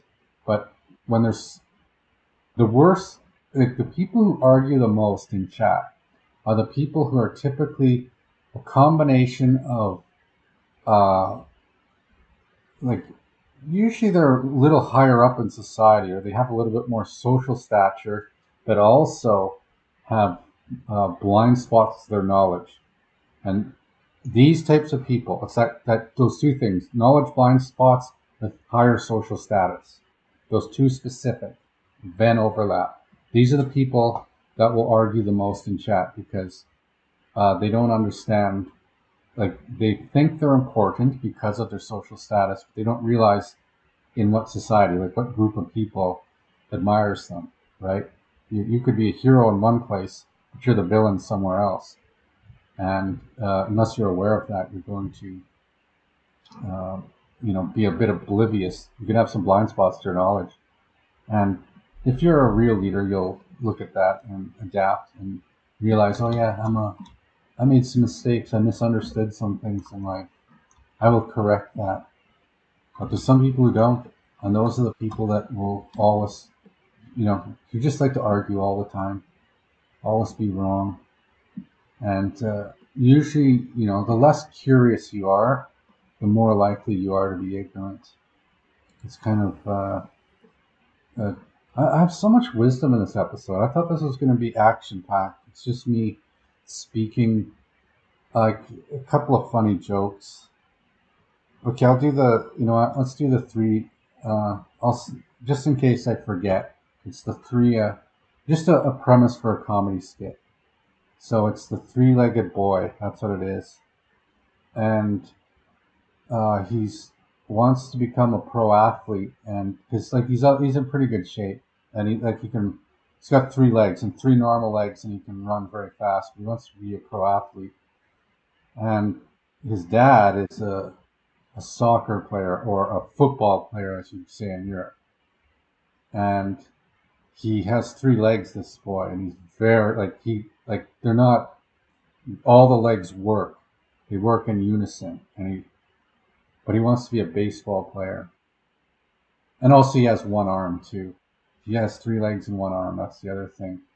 And his dad's trying to convince him that maybe you should try soccer instead, football if you're in Europe. But the boy just doesn't want to do it. He just loves baseball. So that's just an idea for a skit, just the groundwork. Again, not a joke, but just a premise. Just the boy with 3 legs who wants to play 3 legs, one arm, and wants to play baseball. And his dad wants him to play soccer. And just the debate you can have. I think there's something to it. I think there's you could do a short on that. And the sadness, the happiness of, maybe he becomes a baseball player, and he's sliding into home base, but 2 of his legs don't touch it, but his 3rd leg touches it and he gets a home run. I don't know. You could do something with it, and it'd be like a great moment. Yeah, I probably shouldn't. I actually have some other ideas. The thing is that you try too hard, you try too hard with comedy. The funniest things I see are just people's random situations. They just come up. Like stand-up I don't like stand-up comedians that terribly much, except for like if you've seen their routine once or twice, you're good, right? Like I think LeVar Walker's when I've watched quite a bit recently. Just has a neutral background like myself, and like just a guy who one day said, "I've had enough of this. I've had enough of this nonsense world. It's just." And then he became a comedian, and he's pretty good. He is pretty good. But I generally like though just the like Bobby Lee and Theo Vaughn, just the banter and just the stupid things, the stupid paths of the conversation, the little bits they're doing, the little hidden gags, and then the consequence of it, and then they act it all up, Bobby Lee's always offended. He's not always offended, but and Theo's doing something. To get his goat, and actually, I watched Bobby Lee play. I think it was Stardew Valley or some video. I thought that was interesting. I watched the whole thing, and he's into it, explaining the game. He's saying, no, you got to do this recipe here, and I think his brother is like saying, well, what's that do? And I think his brother doesn't think it's funny, and anyone's going to find out. I found it fascinating. Like the game, I didn't know anything about the game either. There's a bit of a motivation for this series. It's like, I'm going to assume maybe some people watch the game, and we can clip it accordingly, the way you look at it. But I'm going to assume some people are looking at this game and going, what the hell is this game? What's going on here? And Bobby Lee, I think it was Stardew Valley or Star Mist Valley. I don't remember the game. It was he was making tea or something, and he was really good at it apparently, and he was like super elite or something like that. And I thought that was actually quite good. It wasn't necessarily the funniest thing, but it was interesting enough for me to watch all of it, because he keeps saying, okay, hold on, we got to do this now. And it just, you kept watching longer and longer. Hold on. We got to build this factory here. We got to do this or that. So it's this, a little inspired from that. That's what the series is. Look at this. Okay. We haven't hit pause at all. We're getting into this. I don't necessarily want to make this a long episode either, because if I make it too long, it's more editing time.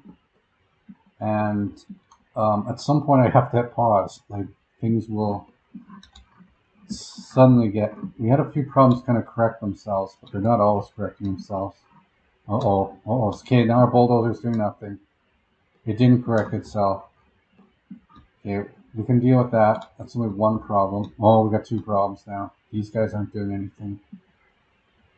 Okay, they should be working on this road here. They should be. Is that too far away?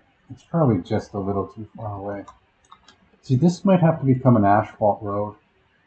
I could make it an asphalt road, but they got nothing better to do. I think I'll do that. I think we're going to do that. Yep. Once it gets in here, we're going to lose. We're going to lose our. If we do, okay, we got to make it temporary. Let's give these guys some work. Okay, so the range of these buildings is kind of contingent. Actually, you know what? That's not. This road's stupid. Mind you, it's cheap though. But we could. Okay, so the range of these buildings, when we scan for work, see this here? This is how Bobby Lee would describe it. See this here? It can only go this far. So it's not going to look for work beyond that. There's no other work. But if we increase the speed limit of this road, the range goes further. So right now this is a 60 kilometer an hour road. If this was 110 kilometers an hour, they could be doing work over here. So we're going to have to do this eventually. So I think, you know, because I don't have time to pause and think about it too much, I think we're going to do that here. And let's make a straight line. I want to connect this here. Yes. It's this gas station. No, what a dumb place for a gas station. I want to stop filling it. It's a dumb place. Right in the way. Oh. Well, we could build a segment of this. And if we build it here, it doesn't, like, our fuel trucks are going non-stop. I don't know if we have any other fuel trucks we could send there. We probably should fix that too, but I want to get these workers to work quicker. So let's make like a straight line here. A straight line into immediate. Okay, let's like allow for a bit of a lineup, small lineup from here. Let's go that way. Right. So let's go generally like that. Yeah, like that. Like that. Let's go up a bit. Make sure it's a nice straight line. Like that. And we'll make this, and this is not only going to be a faster highway, this will be asphalt. It's a bit of a waste of money, but the problem is this is almost a useful custom house, but it's not quite a useful one because it's so far away. So we got to give it everything we can. This will pay off in the long run. Trust me. This is going to be good. Okay, but we got this. Yeah, let's go a little bit. See, this could round a bit, go into there, but we'll get rid of that. Let's start this part here. So let's make a straight up asphalt road. And that's something for them to do. They can work on this. They'll go to work. Watch, watch. You start moving now. They'll say, hey, I got something to do. See, look, they're gonna go to this, and they're gonna go to this. See? I gave them work to do. And then and that doesn't disrupt this normal route here. This is still stuff's going on here. But I do want this gas station to disappear. Actually, let's make a different gas station too. It's like it'd probably make more sense to put it at the junction here. Let's put a permanent one in. Yeah, let's do that. This is a long stretch between fuel depots, so it's more work for them to do. You never want your workers idle. That's one of the things in this game. You always want to have them something new that they're doing. So we can get rid of this road too. Let's get rid of our dirt road. You never want to accidentally, like the snowplows will start clearing it and wait, and then they'll like. You tell them that you give them priorities, but they don't always seem to listen. They get like a bit of a mind of their own. So let's just make sure all the roads they shouldn't be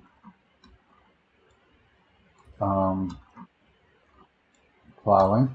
Make sure they don't exist. Like that and that. Up there. This might only ever be a gravel road. Here we got our remnants of our super early road, not connected, but that's an improvement. Look at that. That's moving oil into China much faster. But let's build a gas station here now. I think that's a good distance from each, and then you're a long ways from the city. You're in the middle of nowhere here. It's not a. We'll make a high traffic one. We'll make a really cheap one. That's the cheapest one we can make. 2. Yeah, and a permanent one. I don't want to use a free one here. We're giving them work. We're creating fake jobs right now. Fake jobs, because we don't have UBI. So we gotta have a fake job. How about Let's go on this road here.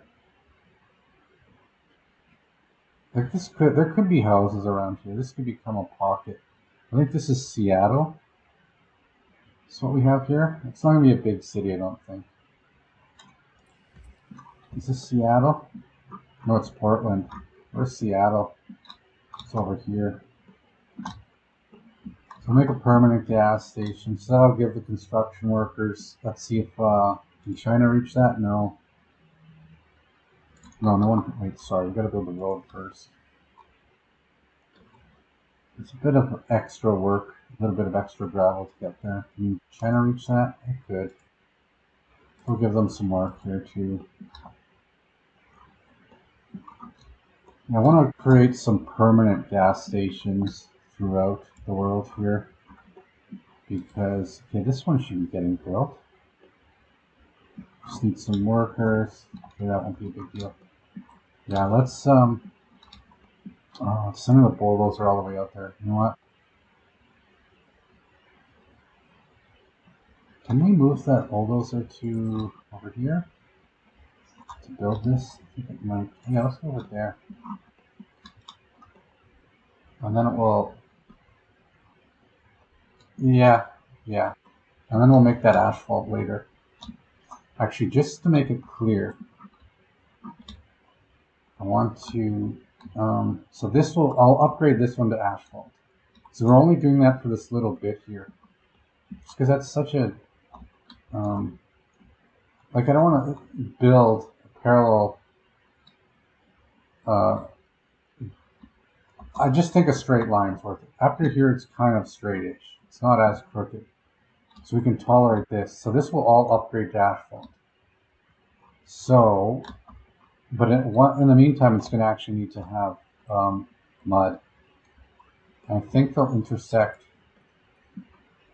around here. Let's start our mud road. We're going to have to operate with a mud road for a while before that. Let's go here. Oh, we're on the grid. On the grid. All right. Oh, we can't go too far that way. Yeah, let's not do it that way. I think maybe, you know what, we might actually junction right there, let's say, that straight part.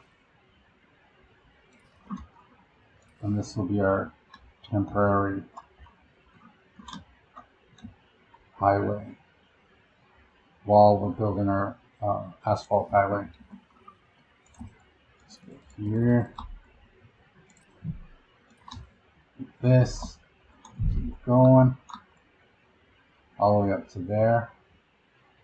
Yeah. There. And we won't connect that just yet. But I want this to be a high-speed highway.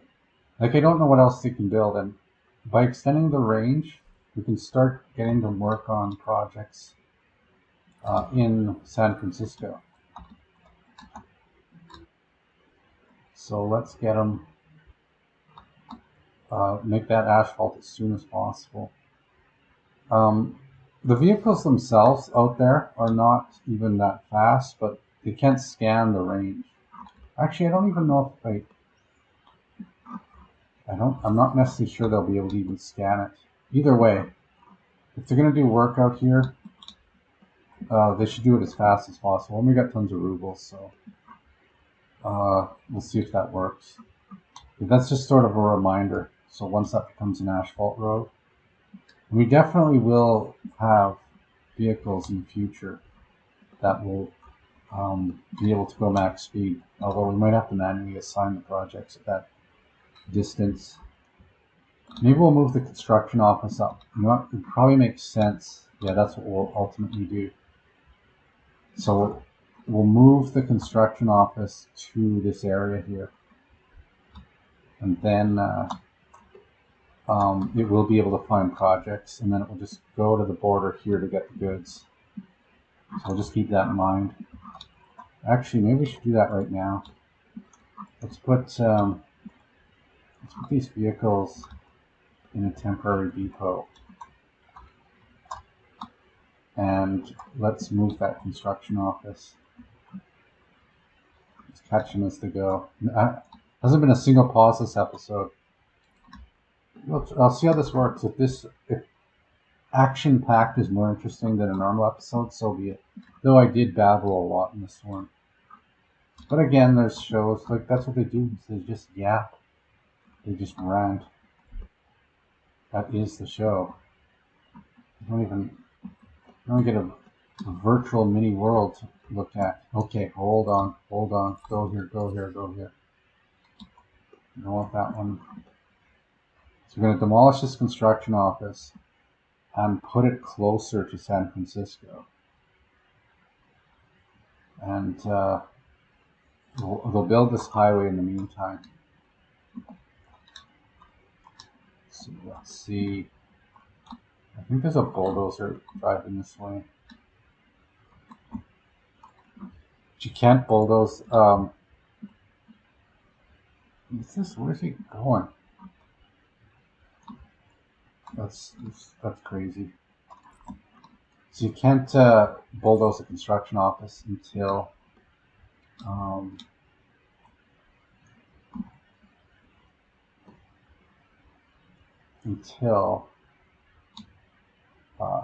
you have all your vehicles out of it.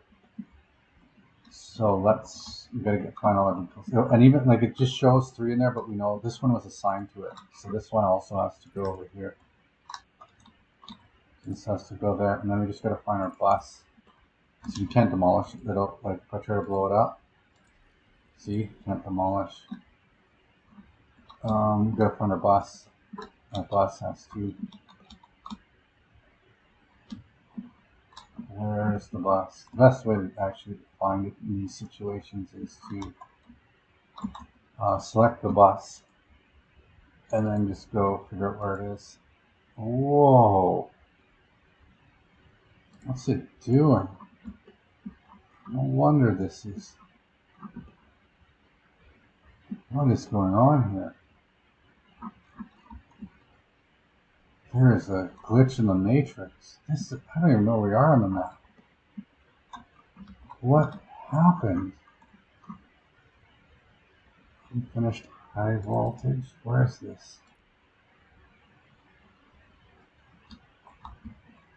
It can't get to there.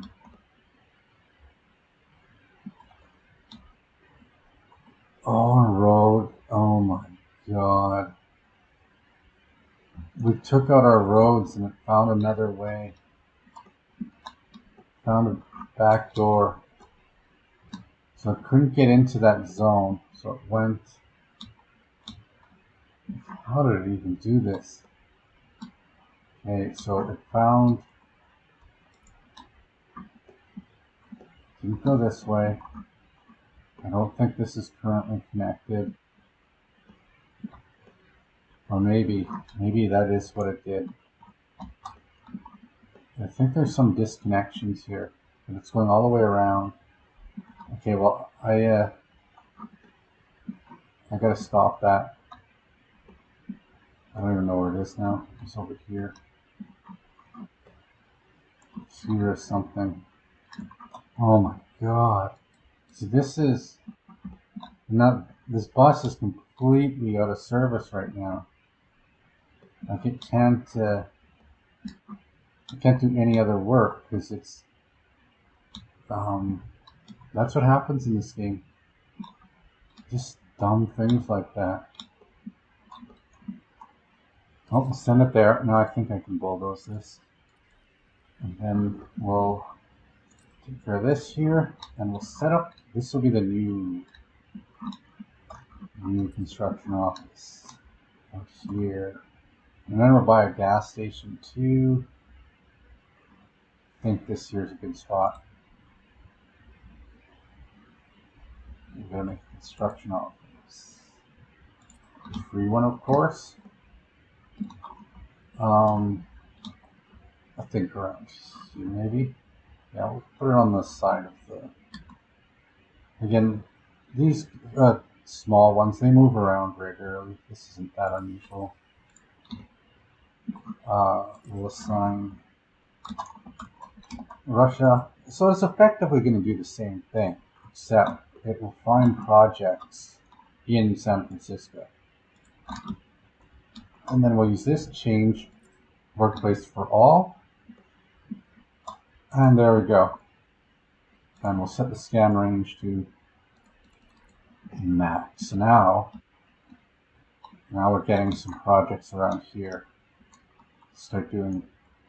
That's one of the reasons we connected there. And that's about as far, I think, as you can get. Once we get asphalt highways, that won't be a big deal. We could also start looking at some asphalt highways here too. I'm considering. Okay, let's put a temporary road here. Yeah, let's put a parallel road. Do that. And let's build, let's do a little bit of asphalt work here. Just some work for them to do. Yeah. Because we want the workers to come in pretty quickly from this side too. This will actually be a lot of our goods will come from China.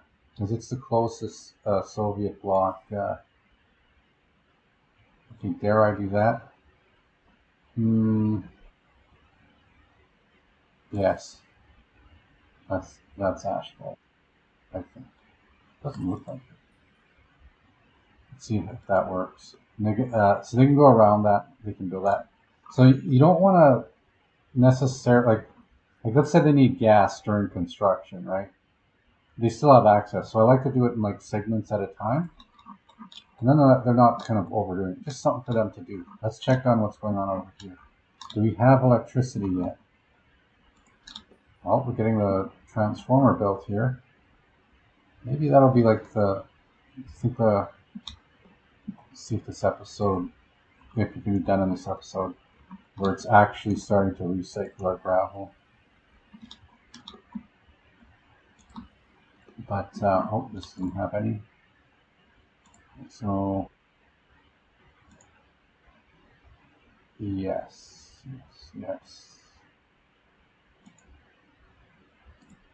Which might make a bit more sense to use gravel that gets recycled, but if this is the facility that produces the gravel, it's kind of tricky to get the gravel from it. Mind you, once this thing's built, it'll start going in there. So we could access it from there. Where is the road? Oh, the road to get in that. Yeah, that's going to be gravel, this one. Okay, there's some things. Okay, I was looking at how prefab factories work, and it's possible we're going to have to move these around a bit based on like our brick factory and our coal factory, based on the position of the prefab factory. I don't know how big it is. I've never built one before. So I'm kind of doing these last. I might reposition them offline. I might actually look at how big it is just to get a gauge, because that's another thing. I was thinking of putting it in this district here once the permanent construction office is built. Wow, this thing's moving.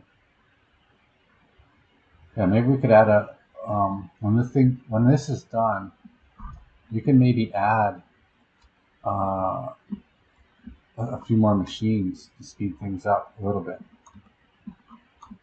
But maybe not too much, because we don't like, we're using US dollars here, and the money only goes down right now. And I think we're going to have to take out a loan at some point, but I'd like to minimize the duration of that loan. So let's be careful how fast we expand. As long as it pays itself off, it's worth it, but otherwise, might want to wait on that. Okay, I just want to check a few things. So that's like the gravel entry into the gravel recycling plant here. that it's a bit of a, like, you got to do it now before things get too busy. Nothing's okay. There you go. Like these construction offices should be able to find this work. And this just like this little thing here. If this is all gravel, everything gets done so much faster. I think I'm going to continue to use gravel from the borders until this route's built. Once it's built, this will be the source of gravel. Or possibly this aggregate bin, or this one here. It's ready on time. We'll see. We'll see. Okay. Oops. Go up here. It's nighttime. I find when doing stuff at night, it's just harder to see things. So I don't. Okay, what's going on here? I sometimes miss things at night just because it's darker. Okay, what is this?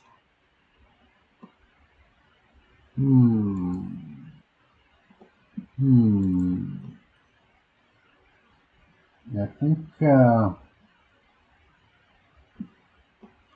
a free gas station is justified there. I think we have a few freed up gas stations that aren't really necessary anymore. This one's being built. It's a low priority. You could assign that. Oh, we don't have this built. This should be a higher priority. Portland construction office. Oh, okay. No, actually, that's a low, medium priority. There's a gas station I was going to blow up here. Yeah, it's slowly emptying itself out. It's going to be in the way of this development here. This is a little out of the way because this is a hill, so you can't really do much up the hill. The grade's too high. So this would probably be a ramp up or something. But I don't think anything's going to get developed past this, to be honest. This is kind of the edge of the city. So you get a gas station before you go in. But and maybe we move the China construction office a little closer into. Like we could actually start considering that. I might do that offline. I like the fact we moved this one up already, though.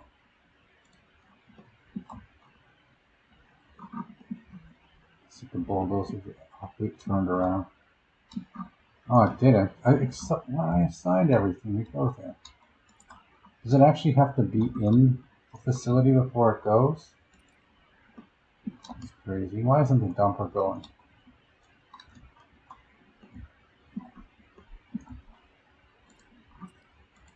Sure. Yeah. Yeah, it's getting the gravel pretty quick.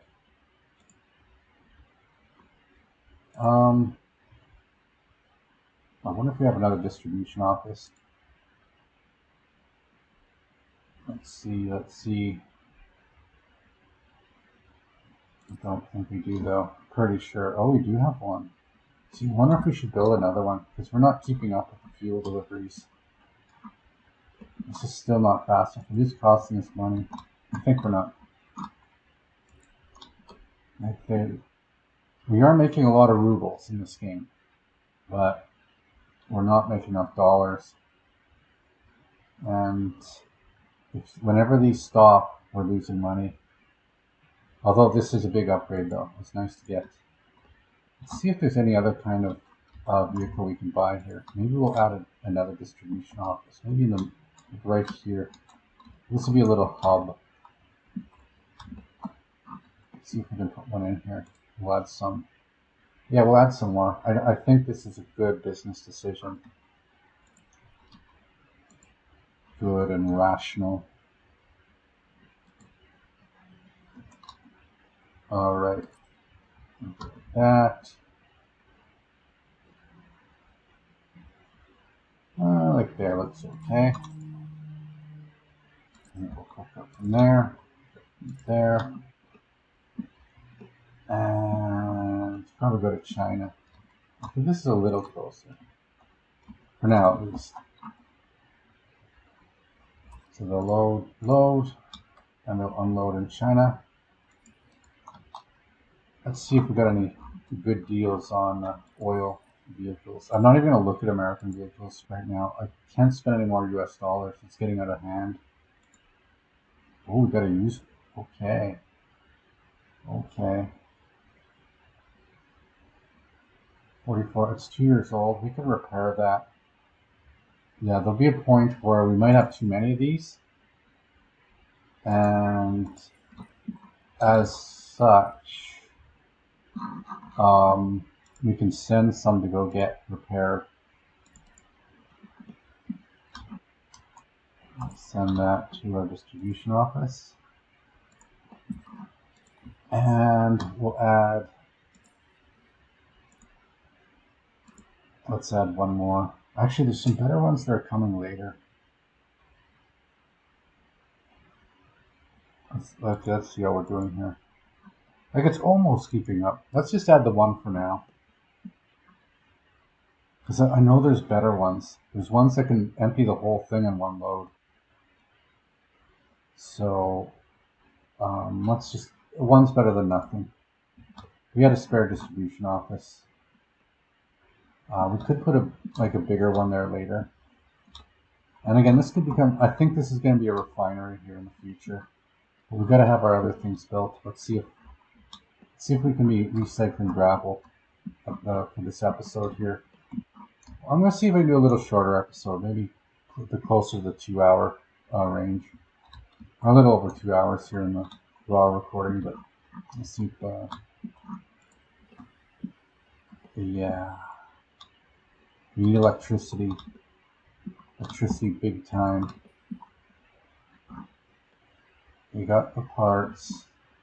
They need the steel. We need open hulls. Here we have a shortage of open hulls now. And then we need, okay, this is getting done. That's good. And we just need workers. This here. What's going on here? We need workers, just workers. High priority workers. If I see anything else getting built, I'm going to put a pause on it. That will ensure things get done faster. Yeah, even our food factory's paused. Yeah, why am I building these both? I'm going to pause that. We don't need them both. This, we might need that to get workers into here. Because I think I'd rather that's how they get to work, is at the bus stop, not directly delivered there. And then we're going to have to work on an asphalt path here. Again, I'm going to play probably at least an equal amount offline to evolve things. So the next episode you see of this, it will probably some of these buildings completely done. But we are starting to see them get done here, which is action-packed, right? And oh, look at this, look at this. This guy's got nothing to do. Well, this guy should be in the distribution office. We have nothing to demolish. Can we put it in one of these? I think they're all full though. Okay, let's swap them with, if we see any construction office, so trucks not doing anything, we'll put him in. And maybe send the free one to Portland. I wonder if we might need one in Portland. Hold on here, hold on. They're not complaining about a closed hull yet. We did queue up a gas station here. Open hull, missing concrete mixer. Oh crap. Yeah, we're gonna have to send one back. Truck with an open hull. Okay, we're gonna have to send those back at some point.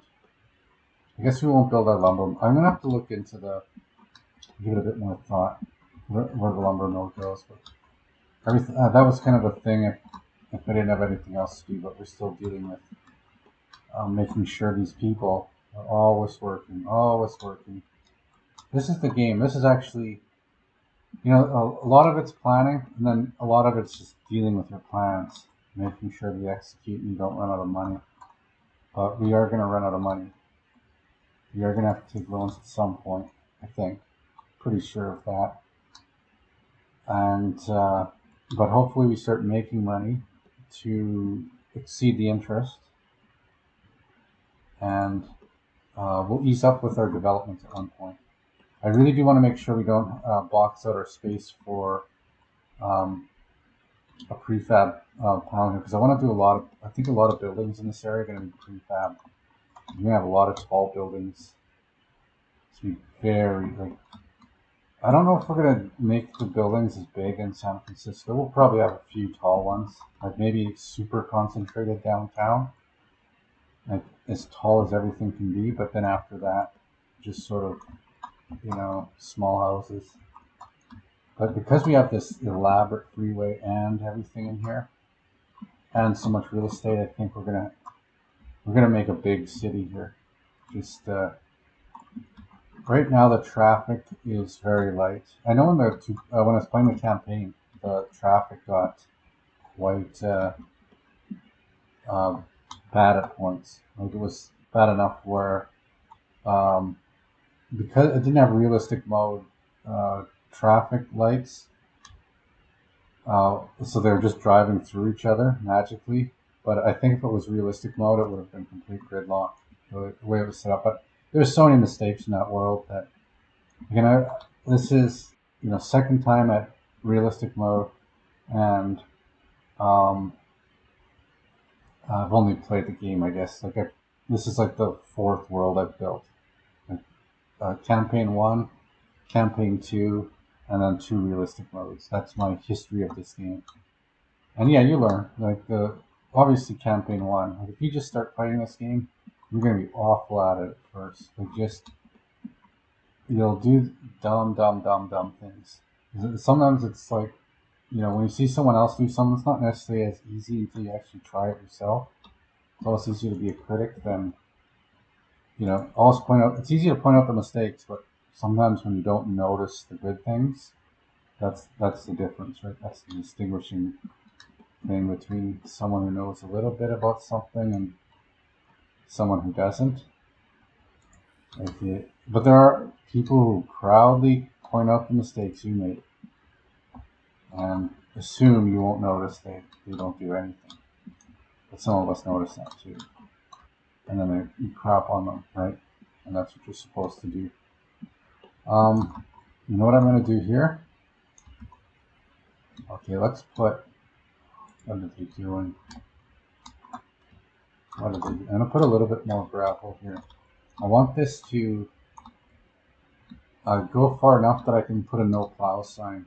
So I don't want this to be plowed. Only, it's because they're still building this. That's why. This will also expedite workers from Mexico to get into here. It's accelerating the rate at which we can build things by building these roads. Yeah, I guess it will get plowed. Oh well. We're getting a little spread out. Let's see if anything else is getting done here. Okay, we got the gravel. Things happen slowly in the game, very slowly. I don't know if we're gonna have time to get this this working in this episode. I don't want this to be a super long episode. I think in the next few minutes we're gonna have to wind this up because yeah, we got too much going on here. I might even go. You know, let's go with faster speed because everything seems like there's stuff going on. Let's see if we can go faster speed, even more action packed. The grand finale where everything gets stuck. What's it doing here? What's it doing? Missing resort asphalt. We got asphalt in this truck, don't we? Yeah, okay, it's not missing. No workers or mechanism. Where's the bus? No.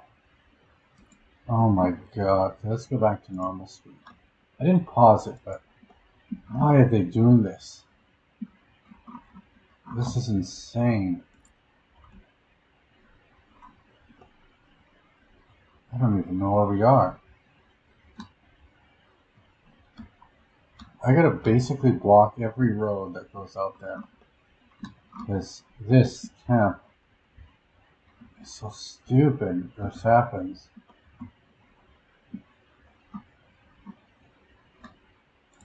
Well, I guess they'll finish what they're doing. But, okay, there was another bus here that we sent back. The owners see if it got home yet. Where did it go? Okay. Yeah, just figuring out, it's not as bad as the problems you're gonna get, but that's maddening. Like, there's a completely rogue bus out here somewhere. It's not, like, you won't see it on any,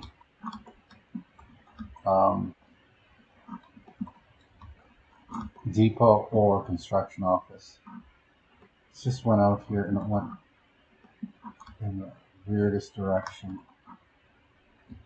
Because it's going all the way around here. It's doing that to get to a job here that it couldn't otherwise find a connection. So maybe I'll just connect it so that it doesn't do it as stupid as well. Oh my god. It's going all the way, like, this is what it's doing.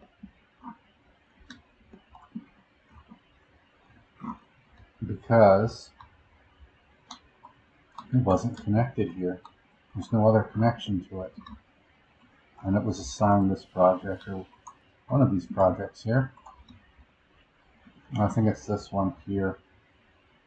Yeah, I thought this was closer. Yep, there it is. But the only way it gets it is to basically go all around the world. And there's no other way.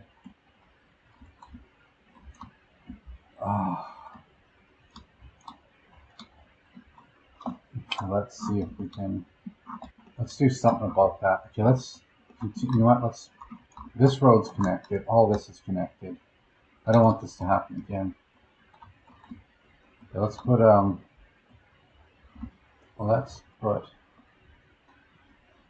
alternative way for this to connect. Yeah. Let's go on grid.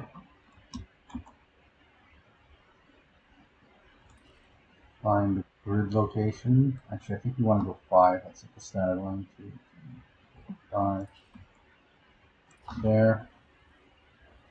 Oh, is it 5? I think it's 5. Well, it's 1, 2, 3, 4, 5. But that's the short ones. Let's go with 4. Like, that's 5 diagonal, so it's a little bigger. So I think we'll go with 4 diagonal. Okay. Oh my god. Like, how much further could they go? Oh, that's ridiculous. Okay, so now they can get there that way. It's okay they work on this. It's just, I can't see anything because it's dark. Okay. No, you can't go over metro lines. It's so bizarre. Maybe here. What's at our outer perimeter here? Yeah, let's go all around here. We'll see if our chemical factory ends up in the zone. So this one's going to be 5. 1, 2, 3, 4, 5. Like that. I like the road building. I think it's pleasant to watch road building. The other things, not so much. The commentary, not so much. But the road building. Okay. And then,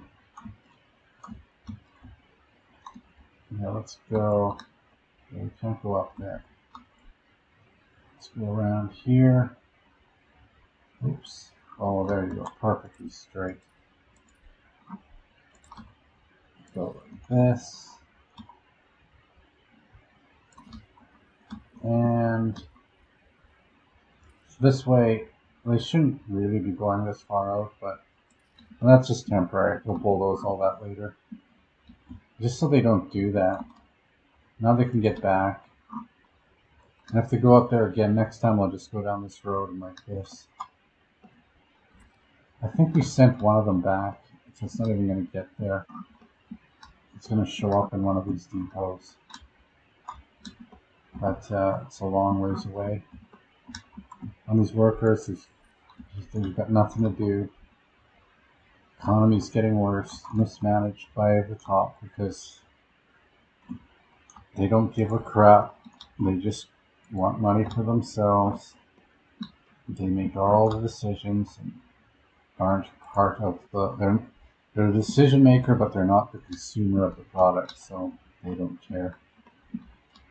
And we tolerate that. We let that happen. This disconnect. Anyways, let's see how we're doing here. I'm going to get electricity. We're going to get our first thing of gravel. I don't know. It's looking not likely. There's a lot of work. I don't think it's going to get done. I don't think it's going to... How far are these along? Yeah, I think we got too much work. I think I'm going to have to wind this up. I don't want this to go... I want this to be a normal length, not over time. Normal length episode. Well, that's our first attempt at an action pack. I'll check it out. I'll see how the clipping goes. It is a little slow paced. I think we need. I think in the next episode I want to come back with some of these built. So I'll just run this for a little bit after recording.